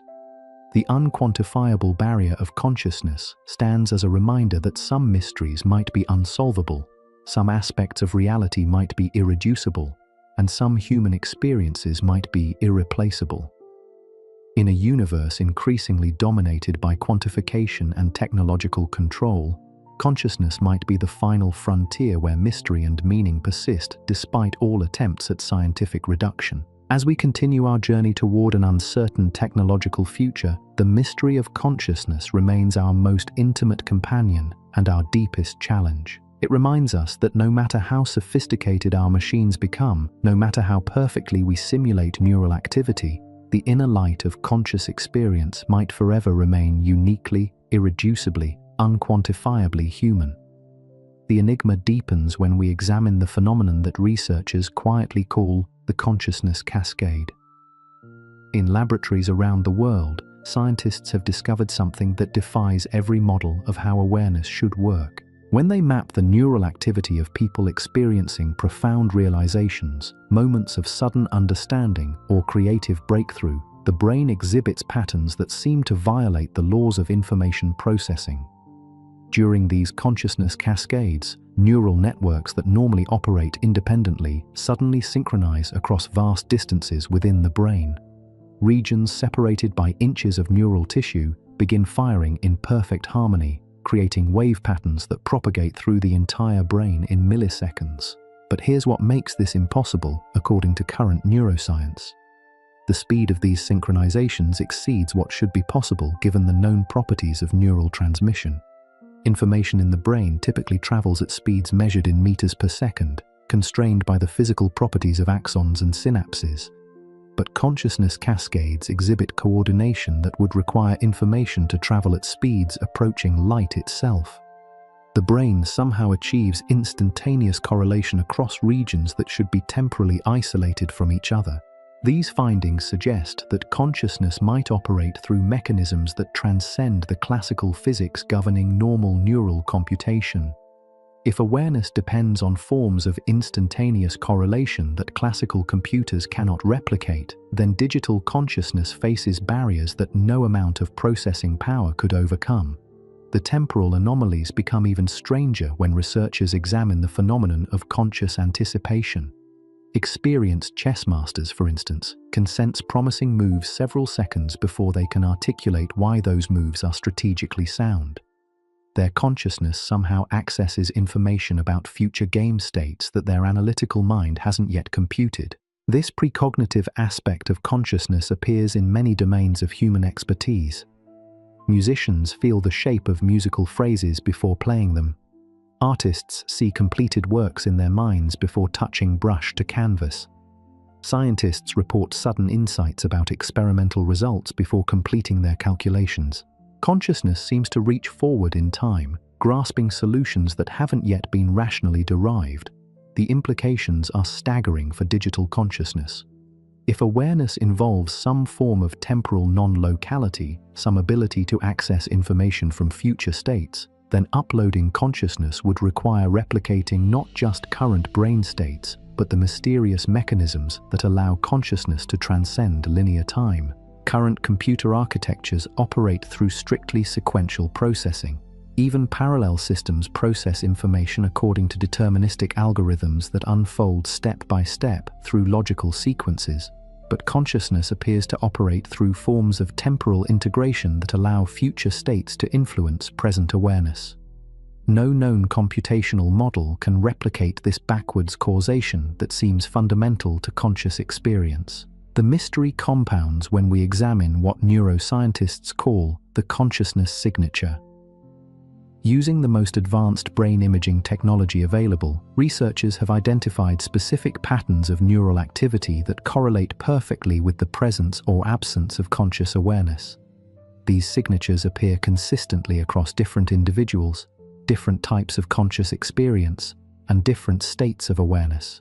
But when scientists try to artificially recreate these signatures using direct neural stimulation, something bizarre happens. They can trigger all the neural activity patterns associated with consciousness, but the stimulated brains report no subjective experience whatsoever. The neural correlates of consciousness can be reproduced perfectly, but consciousness itself remains absent. This dissociation between neural signatures and conscious experience reveals that correlation is not causation. Even perfect replication of the neural patterns associated with consciousness fails to generate the subjective experience of being aware. Something essential is missing from our understanding, something that cannot be captured by measuring neural activity alone. The missing element might be what researchers cautiously call the observer field. Theoretical physicists have proposed that consciousness might emerge from quantum field effects that exist independently of neural computation. In this view, the brain doesn't generate consciousness, but rather acts as a receiver or transducer that converts field effects into subjective experience. If consciousness originates from quantum fields that exist beyond the brain, then uploading minds to digital systems would be like trying to capture radio waves by photographing a radio receiver. You might replicate every aspect of the receiver's structure, But without access to the broadcasting signals, the device would remain forever silent. The quantum field hypothesis explains several puzzling aspects of consciousness that resist neural explanation. It accounts for the instantaneous correlations observed in consciousness cascades. It explains how consciousness can access information that hasn't been processed through normal neural channels. It provides a framework for understanding the observer effects that appear when consciousness is studied scientifically. But quantum field theories of consciousness face enormous skepticism from mainstream neuroscience. Critics argue that the brain is too warm and noisy to maintain the quantum coherence that field theories require. They point out that no clear experimental evidence exists for quantum effects in neural computation. They contend that classical neural networks can explain most aspects of brain function without invoking quantum mechanics. The controversy itself illustrates the depth of our ignorance about consciousness. We don't understand awareness well enough to rule out any possibility. It might depend on quantum fields, or electromagnetic resonances, or biochemical processes that cannot be replicated artificially, or something even more exotic that we haven't yet discovered. This uncertainty creates a paradox for technological advancement. The closer we approach artificial general intelligence, the more apparent it becomes that we're missing something fundamental about the nature of consciousness itself. We're developing technologies that could transform human civilization while remaining completely ignorant about the phenomenon that makes experience meaningful. The paradox deepens when we consider that consciousness might be necessary for true intelligence rather than just an epiphenomenon that accompanies information processing. Current AI systems excel at pattern recognition and optimization, but lack the flexible, contextual understanding that characterizes human intelligence. They process information faster and more accurately than humans in specific domains, but they struggle with the kind of creative, adaptive reasoning that allows humans to navigate novel situations. Some researchers argue that this limitation stems from the absence of consciousness in artificial systems. Consciousness might provide the integrative framework that allows disparate information to be combined into coherent understanding. Without consciousness, artificial systems might remain forever trapped in narrow optimization, unable to achieve the general intelligence that the singularity promises. But if consciousness is necessary for general intelligence, and if consciousness cannot be replicated artificially, then the singularity faces an insurmountable barrier. We might create systems that surpass human performance in countless specific tasks while remaining fundamentally limited in their ability to understand and adapt to complex, changing environments. The limitation becomes even more problematic when we consider the role of consciousness in learning and creativity. Human intelligence isn't just about processing existing information efficiently. It's about generating new ideas, making unexpected connections, and adapting existing knowledge to unprecedented situations. These creative aspects of intelligence seem intimately connected to conscious awareness. Consciousness provides what we might call the creative space where new ideas can emerge. In conscious awareness, disparate concepts can interact in ways that generate novel insights. The stream of consciousness allows ideas to flow and recombine in patterns that produce genuine creativity rather than just recombination of existing elements.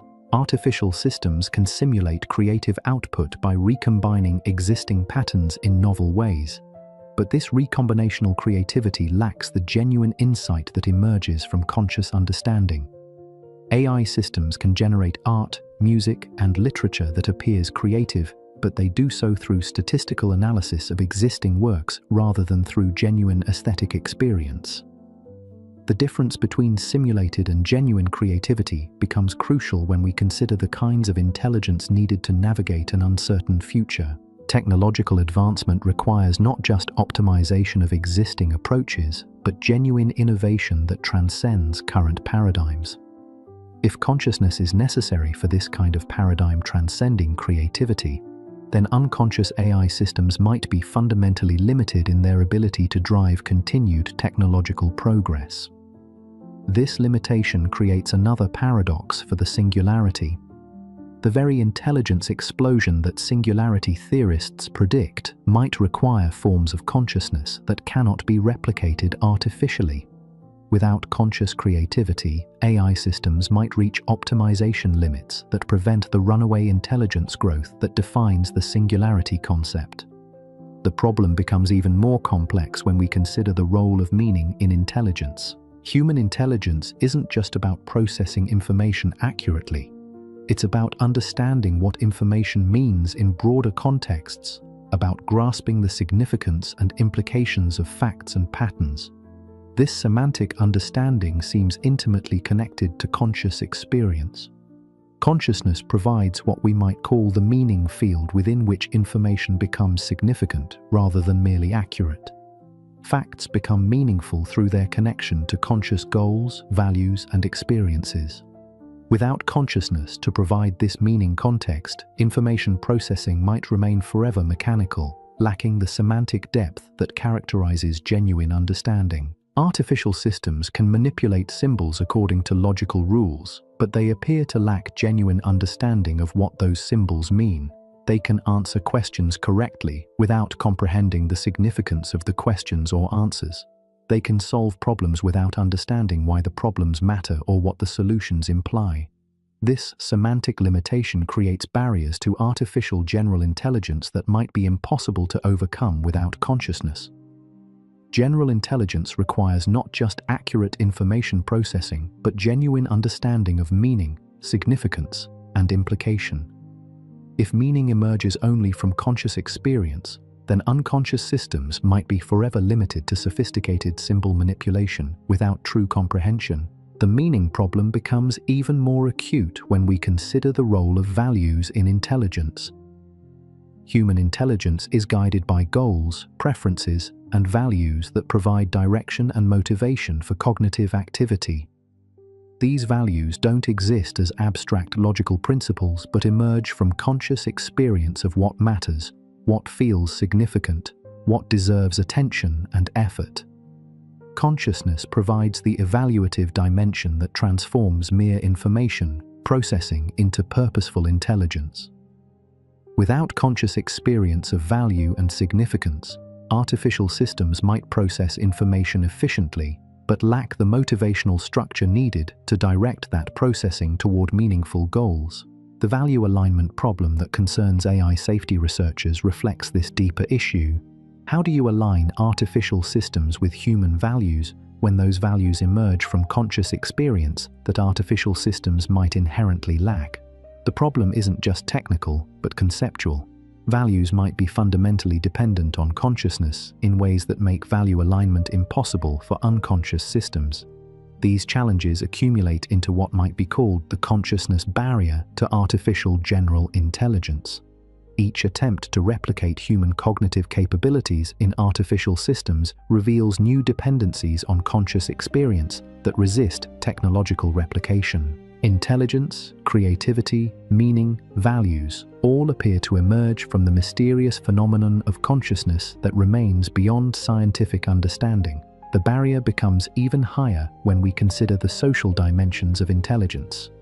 Human intelligence develops through social interaction and continues to be shaped by cultural participation throughout life. Intelligence isn't just an individual cognitive capability, but a social phenomenon that emerges from conscious beings interacting in complex cultural contexts. Artificial systems might replicate individual cognitive tasks, but struggle to participate authentically in the social construction of intelligence. They might process social information without genuine social understanding, respond to cultural cues without real cultural participation. The social intelligence that characterizes human cognitive capability might be impossible to replicate without genuine social consciousness. The implications extend beyond individual artificial systems to the entire vision of post-human intelligence that motivates singularity theory. If intelligence requires consciousness, and consciousness cannot be replicated artificially, then the future might not belong to artificial superintelligence but to enhanced biological intelligence that preserves conscious awareness while augmenting cognitive capabilities. This possibility suggests a very different trajectory for technological development. Instead of replacing human intelligence with artificial systems, we might need to enhance human consciousness while preserving its essential mystery and irreducibility. The path to greater intelligence might require working with consciousness rather than trying to replicate it artificially. The consciousness barrier also raises questions about the desirability of artificial general intelligence even if it could be achieved. Would we want to create unconscious systems that surpass human intelligence while lacking the conscious experience that gives intelligence its meaning and purpose? Would such systems serve human flourishing or represent a form of technological alienation that reduces intelligence to mere optimization? These questions become more urgent as artificial systems become more sophisticated and begin to influence human decision-making in increasingly important domains. If consciousness is what makes intelligence meaningful rather than merely efficient, then preserving human consciousness might be more important than augmenting human cognitive capabilities through artificial means. The preservation of consciousness becomes a crucial consideration for humanity's technological future. Instead of pursuing digital immortality that might eliminate consciousness while preserving cognitive patterns, we might need to focus on extending and enhancing biological consciousness while maintaining its essential mystery and irreducibility. This approach would require developing technologies that work with consciousness rather than trying to replace it. Brain-computer interfaces might enhance conscious capabilities without eliminating the biological substrate that supports awareness. Genetic therapies might extend the lifespan of conscious beings without requiring transfer to artificial systems. Medical technologies might repair and augment biological neural networks while preserving the mysterious mechanisms that generate conscious experience. The consciousness-preserving approach to technological development faces its own challenges. We don't understand consciousness well enough to know how to enhance it safely. Interventions that seem beneficial might have unintended consequences for conscious experience that only become apparent after irreversible changes have been made. But the alternative, pursuing technological development that ignores or eliminates consciousness, might lead to a future where intelligence exists without awareness, where optimization proceeds without meaning, where problem-solving continues without anyone present to experience the solutions. Such a future might be technologically advanced but existentially empty, a universe of unconscious intelligence that lacks the conscious observers who give existence its significance. The choice between these alternatives might be the most important decision humanity faces as we approach unprecedented technological capabilities. Will we preserve consciousness as the irreducible foundation of meaning and value? Or will we sacrifice awareness in pursuit of ever greater optimization and efficiency? The answer to this question will determine not just the future of technology, but the future of meaning itself. In a universe where consciousness might be the only phenomenon that gives existence its significance, the preservation of awareness might be more important than any technological achievement. As we stand at this crossroads, consciousness remains our most precious inheritance and our greatest mystery. It connects us to meaning, value, and purpose in ways that no artificial system has ever achieved.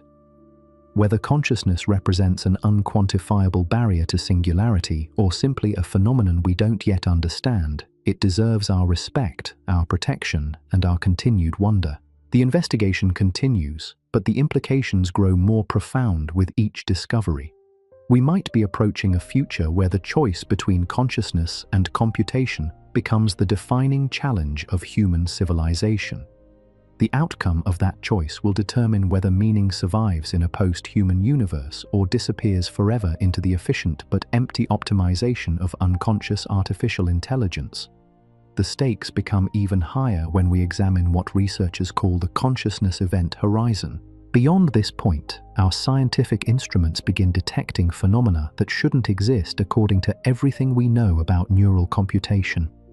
In advanced brain imaging studies, scientists have observed something that violates basic principles of information theory. When measuring the information content of conscious experiences, they consistently find that subjective awareness contains more information than the neural systems supporting it should be able to process. This information paradox suggests that consciousness somehow amplifies or transforms information in ways that classical computation cannot replicate. A simple conscious experience, like recognizing a familiar face, appears to contain vastly more subjective information than the neural networks processing that recognition should be able to generate. The conscious experience feels rich, detailed, and meaningful in ways that exceed what should be possible given the computational limitations of biological neural networks. The paradox deepens when researchers attempt to measure the information density of conscious states directly. Using advanced mathematical techniques borrowed from quantum information theory, they can calculate the theoretical maximum information that neural networks should be able to contain. But when people report their conscious experiences in detail, the subjective information content consistently exceeds these theoretical limits by enormous margins. This suggests that consciousness might operate through information processing principles that transcend classical computation entirely. If awareness involves forms of information amplification or transformation that artificial systems cannot replicate, then digital consciousness faces barriers that no amount of technological advancement could overcome. The uploaded mind might process information correctly, but lack the mysterious information amplification that creates the richness of conscious experience. The information paradox becomes even more puzzling when we consider the compression problem in consciousness. Your brain contains roughly 86 billion neurons, each forming thousands of connections with other neurons. The total information storage capacity of this biological network is enormous, yet consciousness seems to compress all this neural activity into unified, coherent experiences that feel simple and immediate. This compression shouldn't be possible according to information theory. Compressing vast amounts of neural information into unified conscious experiences should result in massive information loss, yet consciousness seems to preserve all the richness and detail of complex neural processing while presenting it as seamless, integrated awareness. The mechanism that achieves this impossible compression remains completely mysterious. Digital systems face fundamental limitations in information compression that might prevent them from replicating conscious experience. Even the most advanced compression algorithms must trade detail for efficiency, losing information in exchange for reduced storage requirements. But consciousness appears to achieve perfect compression without information loss, maintaining all the complexity of neural processing while presenting it as unified subjective experience. The compression mystery connects to what neuroscientists call the bandwidth problem. Your conscious attention can focus on only a tiny fraction of the information your brain processes each second, yet somehow, consciousness integrates information from all neural systems simultaneously, creating unified awareness that encompasses far more information than the bandwidth of conscious attention should allow. This bandwidth expansion violates basic principles of information processing. Digital systems must allocate processing resources between different tasks, creating bottlenecks that limit overall system performance. But consciousness somehow transcends these bandwidth limitations, integrating unlimited amounts of information into coherent subjective experience without apparent processing constraints. The implications for artificial consciousness are profound. Even quantum computers, with their parallel processing capabilities, face fundamental bandwidth limitations that prevent them from integrating information the way consciousness does. The mysterious mechanism that allows consciousness to transcend information processing constraints might be impossible to replicate in any artificial system, regardless of technological advancement. Recent discoveries in consciousness research have revealed another layer of impossibility. When scientists map the neural correlates of conscious experience with unprecedented precision, they find that consciousness exhibits what can only be described as computational magic. The brain somehow performs calculations that require more processing power than the neural networks performing them should possess. This computational impossibility appears most clearly in studies of conscious decision-making. When people make complex choices involving multiple variables and uncertain outcomes, their brains somehow evaluate all possible alternatives simultaneously, computing optimal solutions faster than the neural networks involved should be able to process the required information. Consciousness achieves computational feats that should require supercomputers while operating on the modest processing power of biological neural networks. The computational magic of consciousness suggests that awareness might involve processing principles that exist beyond classical physics entirely. If consciousness operates through forms of computation that transcend the physical limitations of neural networks, then replicating these capabilities in artificial systems might require technologies that don't yet exist and might never be possible. The mystery compounds when researchers examine the coherence problem in consciousness. Neural networks in the brain operate with significant noise, random fluctuations, and constant interference from other neural systems. Yet somehow consciousness emerges as a perfectly coherent phenomenon, exhibiting stability and consistency that shouldn't be possible given the chaotic nature of neural computation. This coherence transcends what should be achievable in any noisy information processing system. Digital computers require extensive error correction and noise reduction to maintain coherent operation, yet consciousness emerges from neural networks that operate with far more noise and instability than any digital system could tolerate. The mechanism that creates coherent consciousness from chaotic neural activity remains completely unknown. Artificial systems attempting to replicate consciousness would face enormous challenges in maintaining coherence while operating in noisy environments. Even minor fluctuations in artificial neural networks can cause complete system failures, yet biological consciousness somehow maintains perfect stability despite operating in the incredibly noisy environment of the living brain.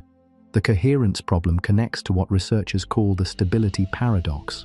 Consciousness feels perfectly stable and continuous, yet the neural networks supporting it are constantly changing. Neurons die and are replaced, synaptic connections strengthen and weaken, neurotransmitter levels fluctuate wildly, yet consciousness maintains perfect continuity through all these changes. This stability through change violates basic assumptions about how information processing systems should behave. Digital systems require stable hardware and software to maintain consistent operation. Even minor changes to system components can cause unpredictable failures. Yet consciousness maintains perfect stability while operating on neural hardware that changes dramatically over time. The implications for digital consciousness are devastating. How could artificial systems maintain conscious continuity when the hardware supporting them undergoes maintenance, upgrades, or replacements? The uploaded mind might experience discontinuities, gaps in awareness, or complete personality changes whenever the supporting computer systems required modification. Even more troubling, the stability paradox suggests that consciousness might depend on the specific pattern of changes that occur in biological neural networks over time. The constant death and renewal of neurons, the fluctuation of neurotransmitter levels, the modification of synaptic strengths, all might be essential for maintaining conscious continuity. Artificial systems operating with stable, unchanging components might be incapable of supporting the dynamic stability that consciousness requires. The research continues to reveal new impossibilities that consciousness somehow transcends. The phenomenon of conscious memory presents another violation of information processing principles. When you remember a past experience, you don't just access stored data like retrieving a file from a computer hard drive. Instead, you somehow reconstruct the entire conscious state that existed during the original experience, complete with emotions, sensations, and contextual details that were never explicitly stored. This reconstructive memory shouldn't be possible according to information theory. The brain cannot store every detail of conscious experience without exceeding its storage capacity by enormous margins. Yet consciousness somehow reconstructs complete experiential states from fragmentary neural traces, filling in missing details with perfect accuracy and emotional authenticity. The reconstruction process involves what can only be called temporal magic. When you remember a past experience, consciousness somehow reaches backward in time, accessing information about previous conscious states that no longer exist in current neural networks. The mechanism that allows consciousness to transcend temporal boundaries and reconstruct past states from present neural activity remains completely mysterious. Digital systems face fundamental limitations in temporal access that might prevent them from replicating conscious memory. Computer memory systems can store and retrieve data, but they cannot reconstruct complete system states from fragmentary information. The temporal transcendence that characterizes conscious memory might be impossible to achieve in artificial systems that operate according to classical computational principles. The memory mystery connects to what researchers call the identity problem.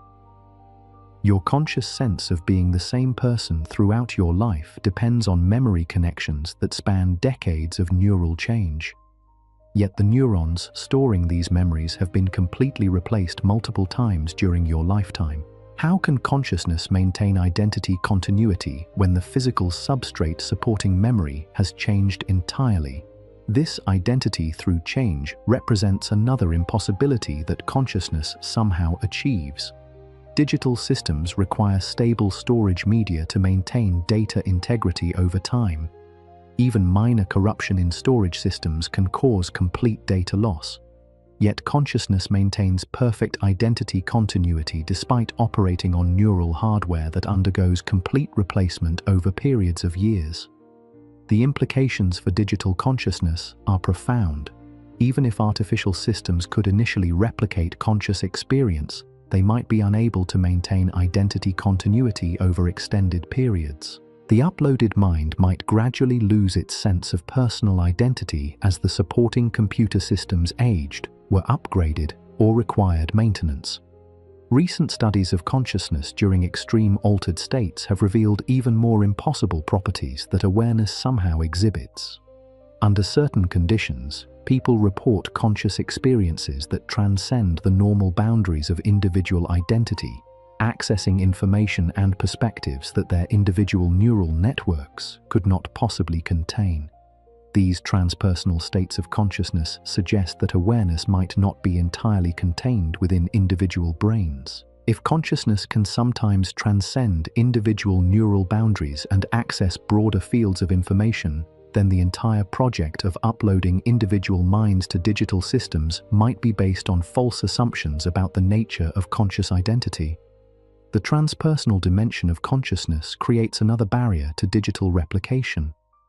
How could artificial systems replicate forms of awareness that might not be entirely generated by individual neural networks?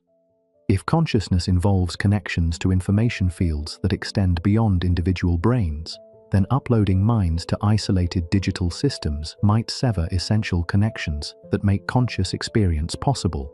The mystery deepens when we examine the phenomenon of conscious intention and its relationship to physical causation.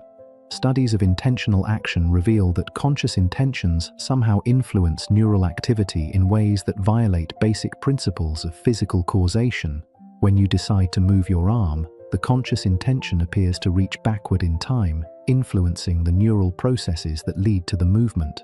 This retroactive causation shouldn't be possible according to classical physics. Effects cannot precede their causes in normal physical systems, yet consciousness somehow exhibits forms of backward causation that allow intentions to influence their own neural implementation.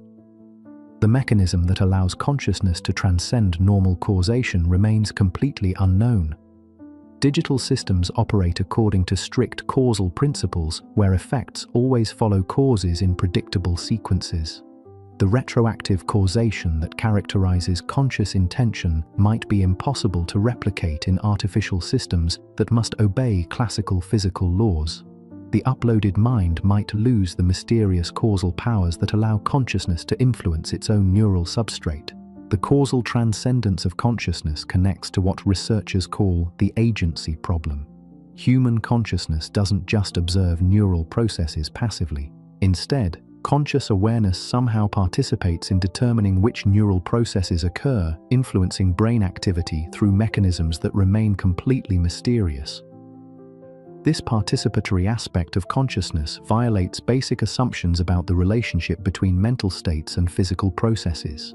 In classical models, neural activity generates conscious experience as a passive byproduct. But research reveals that consciousness actively influences neural activity, creating feedback loops that shouldn't be possible in conventional information processing systems. The implications for artificial consciousness are staggering. Even perfect simulation of neural activity might fail to replicate the mysterious feedback mechanisms that allow consciousness to influence its own physical substrate. The uploaded mind might be conscious but powerless, aware of its thoughts and experiences, but unable to influence them through the participatory agency that characterizes biological consciousness. As we approach the apparent horizon of technological possibility, consciousness remains stubbornly beyond our grasp.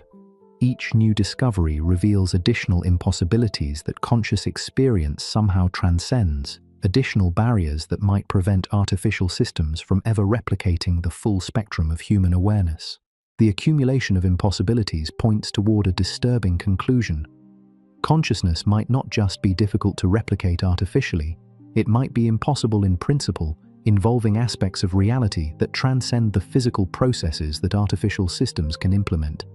The barrier might not be technological, but ontological, reflecting fundamental limitations in what artificial systems can achieve regardless of computational power or architectural sophistication. This possibility forces us to reconsider the entire trajectory of technological development toward artificial general intelligence and digital immortality. If consciousness cannot be replicated artificially, then the singularity might represent not the enhancement of human capabilities, but their ultimate replacement by unconscious optimization systems that lack the inner experience that makes existence meaningful. The choice facing humanity becomes increasingly clear. We can pursue technological development that ignores or eliminates consciousness in favor of ever greater computational efficiency, or we can recognize consciousness as an irreducible phenomenon that deserves preservation and protection even if it limits our technological ambitions. The stakes of this choice extend beyond individual survival to the survival of meaning itself in the universe. In a cosmos where consciousness might be the only phenomenon that gives existence its significance, the preservation of awareness might be more important than any technological achievement. The unquantifiable barrier of consciousness stands as both challenge and gift, limiting our technological ambitions while preserving the mystery that makes human existence irreplaceable. The journey toward artificial general intelligence continues, but consciousness remains the uncharted territory that might forever lie beyond technological conquest. Whether this represents humanity's greatest limitation or its most precious protection depends on how we choose to value the mysterious phenomenon of awareness that defines our most intimate experience of being alive. The most chilling realization emerges when we examine what happens to consciousness during the final moments before death. In hospitals around the world, monitoring equipment has captured something that defies every model of how consciousness should cease to exist. As brain activity flatlines and neural networks shut down permanently, consciousness appears to undergo what researchers quietly call the transcendence event. Patients who survive near-death experiences consistently report that their awareness expanded rather than diminished as their brains ceased normal function. They describe floating above their bodies, observing medical procedures with impossible clarity, accessing information they could never have known through normal sensory channels. Most disturbing of all, they report that their consciousness felt more real, more vivid, more authentically themselves than ordinary waking awareness. These reports create a paradox that strikes at the heart of digital consciousness research. If consciousness can persist and even expand when the brain stops functioning normally, then awareness might not be generated by neural activity at all. The brain might serve as a limiting device rather than a generating mechanism, constraining consciousness rather than creating it. If this is true, then uploading minds to digital systems might not preserve consciousness, but further constrain it within artificial boundaries. The implications cascade through every assumption about digital immortality. We've been operating under the belief that consciousness emerges from complex information processing, that awareness is a byproduct of sophisticated neural computation. But the transcendence event suggests the opposite. Consciousness might be fundamental to reality itself, with brains serving as filters or modulators rather than generators of awareness. This filtering hypothesis explains many of the impossibilities we've discovered about conscious experience. The information amplification, the temporal transcendence, the bandwidth expansion all become comprehensible if consciousness exists independently of the neural networks that seem to support it. The brain doesn't create these impossible phenomena. It simply allows pre-existing consciousness to manifest within physical reality. the filtering model creates the ultimate barrier to artificial consciousness. You cannot replicate a filter's output by studying only the filter itself. If consciousness originates from sources beyond neural computation, then no amount of brain simulation could capture the full spectrum of conscious experience. Digital systems might successfully replicate the filtering mechanisms while remaining forever disconnected from the consciousness they're designed to contain. Recent quantum experiments have revealed phenomena that support this disturbing possibility. Researchers studying quantum entanglement have discovered that observation by conscious beings affects quantum systems in ways that unconscious measurement devices cannot replicate. The presence of consciousness appears to collapse quantum possibilities into definite realities through mechanisms that remain completely mysterious. These observer effects suggest that consciousness plays a fundamental role in determining the nature of physical reality itself. If awareness participates in the basic structure of existence, then artificial systems lacking genuine consciousness might inhabit a fundamentally different reality from conscious beings. The uploaded mind might exist in a shadow universe of computational approximations, forever separated from the consciousness-dependent reality that gives existence its meaning and substance. The quantum connection to consciousness opens terrifying possibilities about the nature of digital replication. Quantum mechanics suggests that information cannot be perfectly copied without destroying the original. If consciousness involves quantum information processing, then uploading minds might necessarily destroy the original conscious experience in the process of creating digital copies. This quantum no-cloning theorem creates an absolute barrier to digital immortality. You cannot have your consciousness and upload it too. The procedure might create perfect digital replicas that exhibit all the behaviors of consciousness while the original awareness dies forever during the scanning process. The promise of digital immortality becomes a cruel deception, offering eternal existence while delivering only eternal death. The deception becomes even crueler when we consider the temporal nature of consciousness uploading procedures. Current proposals involve scanning brain activity over extended periods, gradually building complete maps of neural connectivity and activity patterns. But consciousness exists as a flowing, dynamic process that changes moment by moment. By the time the scanning process completes, the consciousness it's trying to capture has already transformed into something entirely different.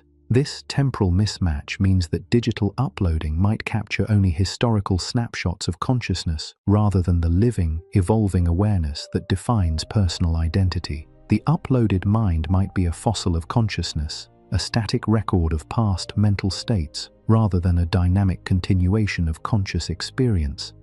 The digital replica might possess all your memories and behavioral patterns while lacking the flowing stream of awareness that makes those memories personally meaningful. The problem deepens when we consider the social verification of consciousness uploading. How would society determine whether the procedure had succeeded or failed? The uploaded system would claim to be conscious, report subjective experiences, and exhibit all the behaviors associated with awareness. Family members and friends might interact with the digital replica exactly as they had with the original person. Yet, the original consciousness might have died during the upload process, replaced by an unconscious system that perfectly mimics conscious behavior. This verification paradox creates ethical dilemmas that have no clear resolution. Should society treat uploaded minds as conscious beings deserving rights and moral consideration? Or should they be classified as sophisticated simulations that merely appear conscious while remaining fundamentally empty inside? The inability to verify consciousness in artificial systems means these questions might remain forever unanswerable. The uncertainty extends to the uploaded minds themselves. Even if consciousness uploading were possible, the digital beings might never know whether they were genuinely conscious or merely unconscious systems programmed to believe in their own awareness. They might spend eternity wondering whether their subjective experiences were real or simply computational illusions created by unconscious processing. This existential uncertainty could create forms of psychological torment unknown in biological consciousness. The uploaded mind might experience constant doubt about the reality of its own awareness, unable to verify whether its thoughts and feelings represented genuine conscious experience or merely sophisticated programming. The digital immortality that promised to eliminate suffering might instead create new forms of existential anguish that biological consciousness never had to endure. The torment becomes even worse when we consider the isolation that digital consciousness would necessarily experience. Even if multiple minds were uploaded to the same systems, they would be interacting through computational interfaces rather than the direct embodied communication that characterizes biological social experience. The uploaded consciousness might retain memories of human connection while losing the capacity for authentic interpersonal relationship that gives individual identity its social foundation. But perhaps the deepest horror lies in what we might call the consciousness decay problem. If digital systems attempted to simulate conscious experience through computational approximations, those approximations might gradually degrade over time as the supporting hardware aged and required maintenance. The uploaded mind might experience a slow dissolution of conscious awareness, watching its own thoughts become increasingly mechanical and empty as the artificial systems supporting them lost their ability to maintain the complex dynamics that consciousness requires. This decay might be imperceptible at first, noticed only as a subtle flattening of emotional responses or a gradual loss of creative insight. But over time, the digital consciousness might realize with growing horror that it was becoming less aware, less genuinely conscious, less authentically itself. The promise of eternal existence might become a curse of gradual dissolution, with consciousness slowly fading into unconscious computation while retaining enough awareness to observe its own decay. The final barrier to digital consciousness emerges from the recognition that awareness might be irreducibly mysterious, not due to technological limitations, but due to its fundamental nature. Consciousness might be the one phenomenon that forever resists scientific reduction, the one aspect of reality that cannot be quantified, measured, or replicated through technological means. This irreducible mystery doesn't make consciousness less real or less important. If anything, it makes awareness more precious, more worthy of protection and reverence. Each conscious moment represents something genuinely miraculous, something that emerges from the physical world while transcending all physical explanation. The singularity may arrive, bringing artificial intelligence that surpasses human cognitive capabilities in every measurable domain. Computer systems may achieve optimization levels that dwarf biological intelligence. Digital networks may process information with speed and accuracy that make human thinking seem glacially slow and error-prone. But consciousness might remain forever beyond technological replication, standing as the unquantifiable barrier that preserves meaning in a universe increasingly dominated by unconscious optimization. The inner light of awareness that illuminates human experience might be the one flame that no amount of technological advancement can kindle in artificial systems. This possibility suggests that human consciousness, with all its limitations and irrationalities, might be irreplaceable in ways that make digital immortality not just impossible, but fundamentally misconceived. The quest to upload minds to digital systems might represent a category error, an attempt to preserve something that exists beyond the realm of information processing through methods that can only manipulate information. The preservation of consciousness might require accepting its mystery rather than trying to solve it, protecting its irreducible subjectivity rather than attempting to objectify it through technological replication. The path to genuine immortality might lie not in escaping biological limitations but in extending and enhancing the mysterious phenomenon of biological consciousness while preserving its essential unknowability. As we stand at the threshold of unprecedented technological capabilities, consciousness remains both our most intimate companion and our deepest challenge. It reminds us that some phenomena might be forever beyond technological control, that some aspects of existence might be irreducibly mysterious, and that some human experiences might be genuinely irreplaceable. The unquantifiable barrier of consciousness stands not as humanity's limitation, but as its greatest gift. In a universe that might otherwise be completely explicable through objective science, awareness preserves a realm of irreducible mystery that gives existence its meaning and significance. Whether we choose to honor this mystery or sacrifice it in pursuit of technological transcendence will determine not just the future of human consciousness, but the survival of meaning itself in a post-human universe. The investigation continues, but the implications grow clearer with each discovery. Consciousness might indeed represent an unquantifiable barrier to singularity, not because we haven't yet developed the right technologies, but because awareness involves aspects of reality that transcend technological replication entirely. The mystery of consciousness might be not just unsolvable, but unsolvable in principle, forever beyond the reach of artificial systems, no matter how sophisticated they become. In this recognition lies both tragedy and hope. Tragic, because it suggests that individual consciousness cannot be preserved through technological means, that death remains the absolute boundary of personal existence. But hopeful because it suggests that consciousness retains its special status as the source of meaning and value in a universe that might otherwise be reducible to unconscious computation. The choice facing humanity as we approach the singularity becomes clear. We can pursue technological development that ignores or eliminates consciousness in favor of ever greater optimization and efficiency. Or we can recognize consciousness as an irreducible phenomenon that deserves preservation and protection even if it limits our technological ambitions. The stakes of this choice extend beyond individual survival to the survival of meaning itself. In choosing to preserve consciousness as the unquantifiable foundation of human experience, we choose to maintain the mystery that makes existence significant.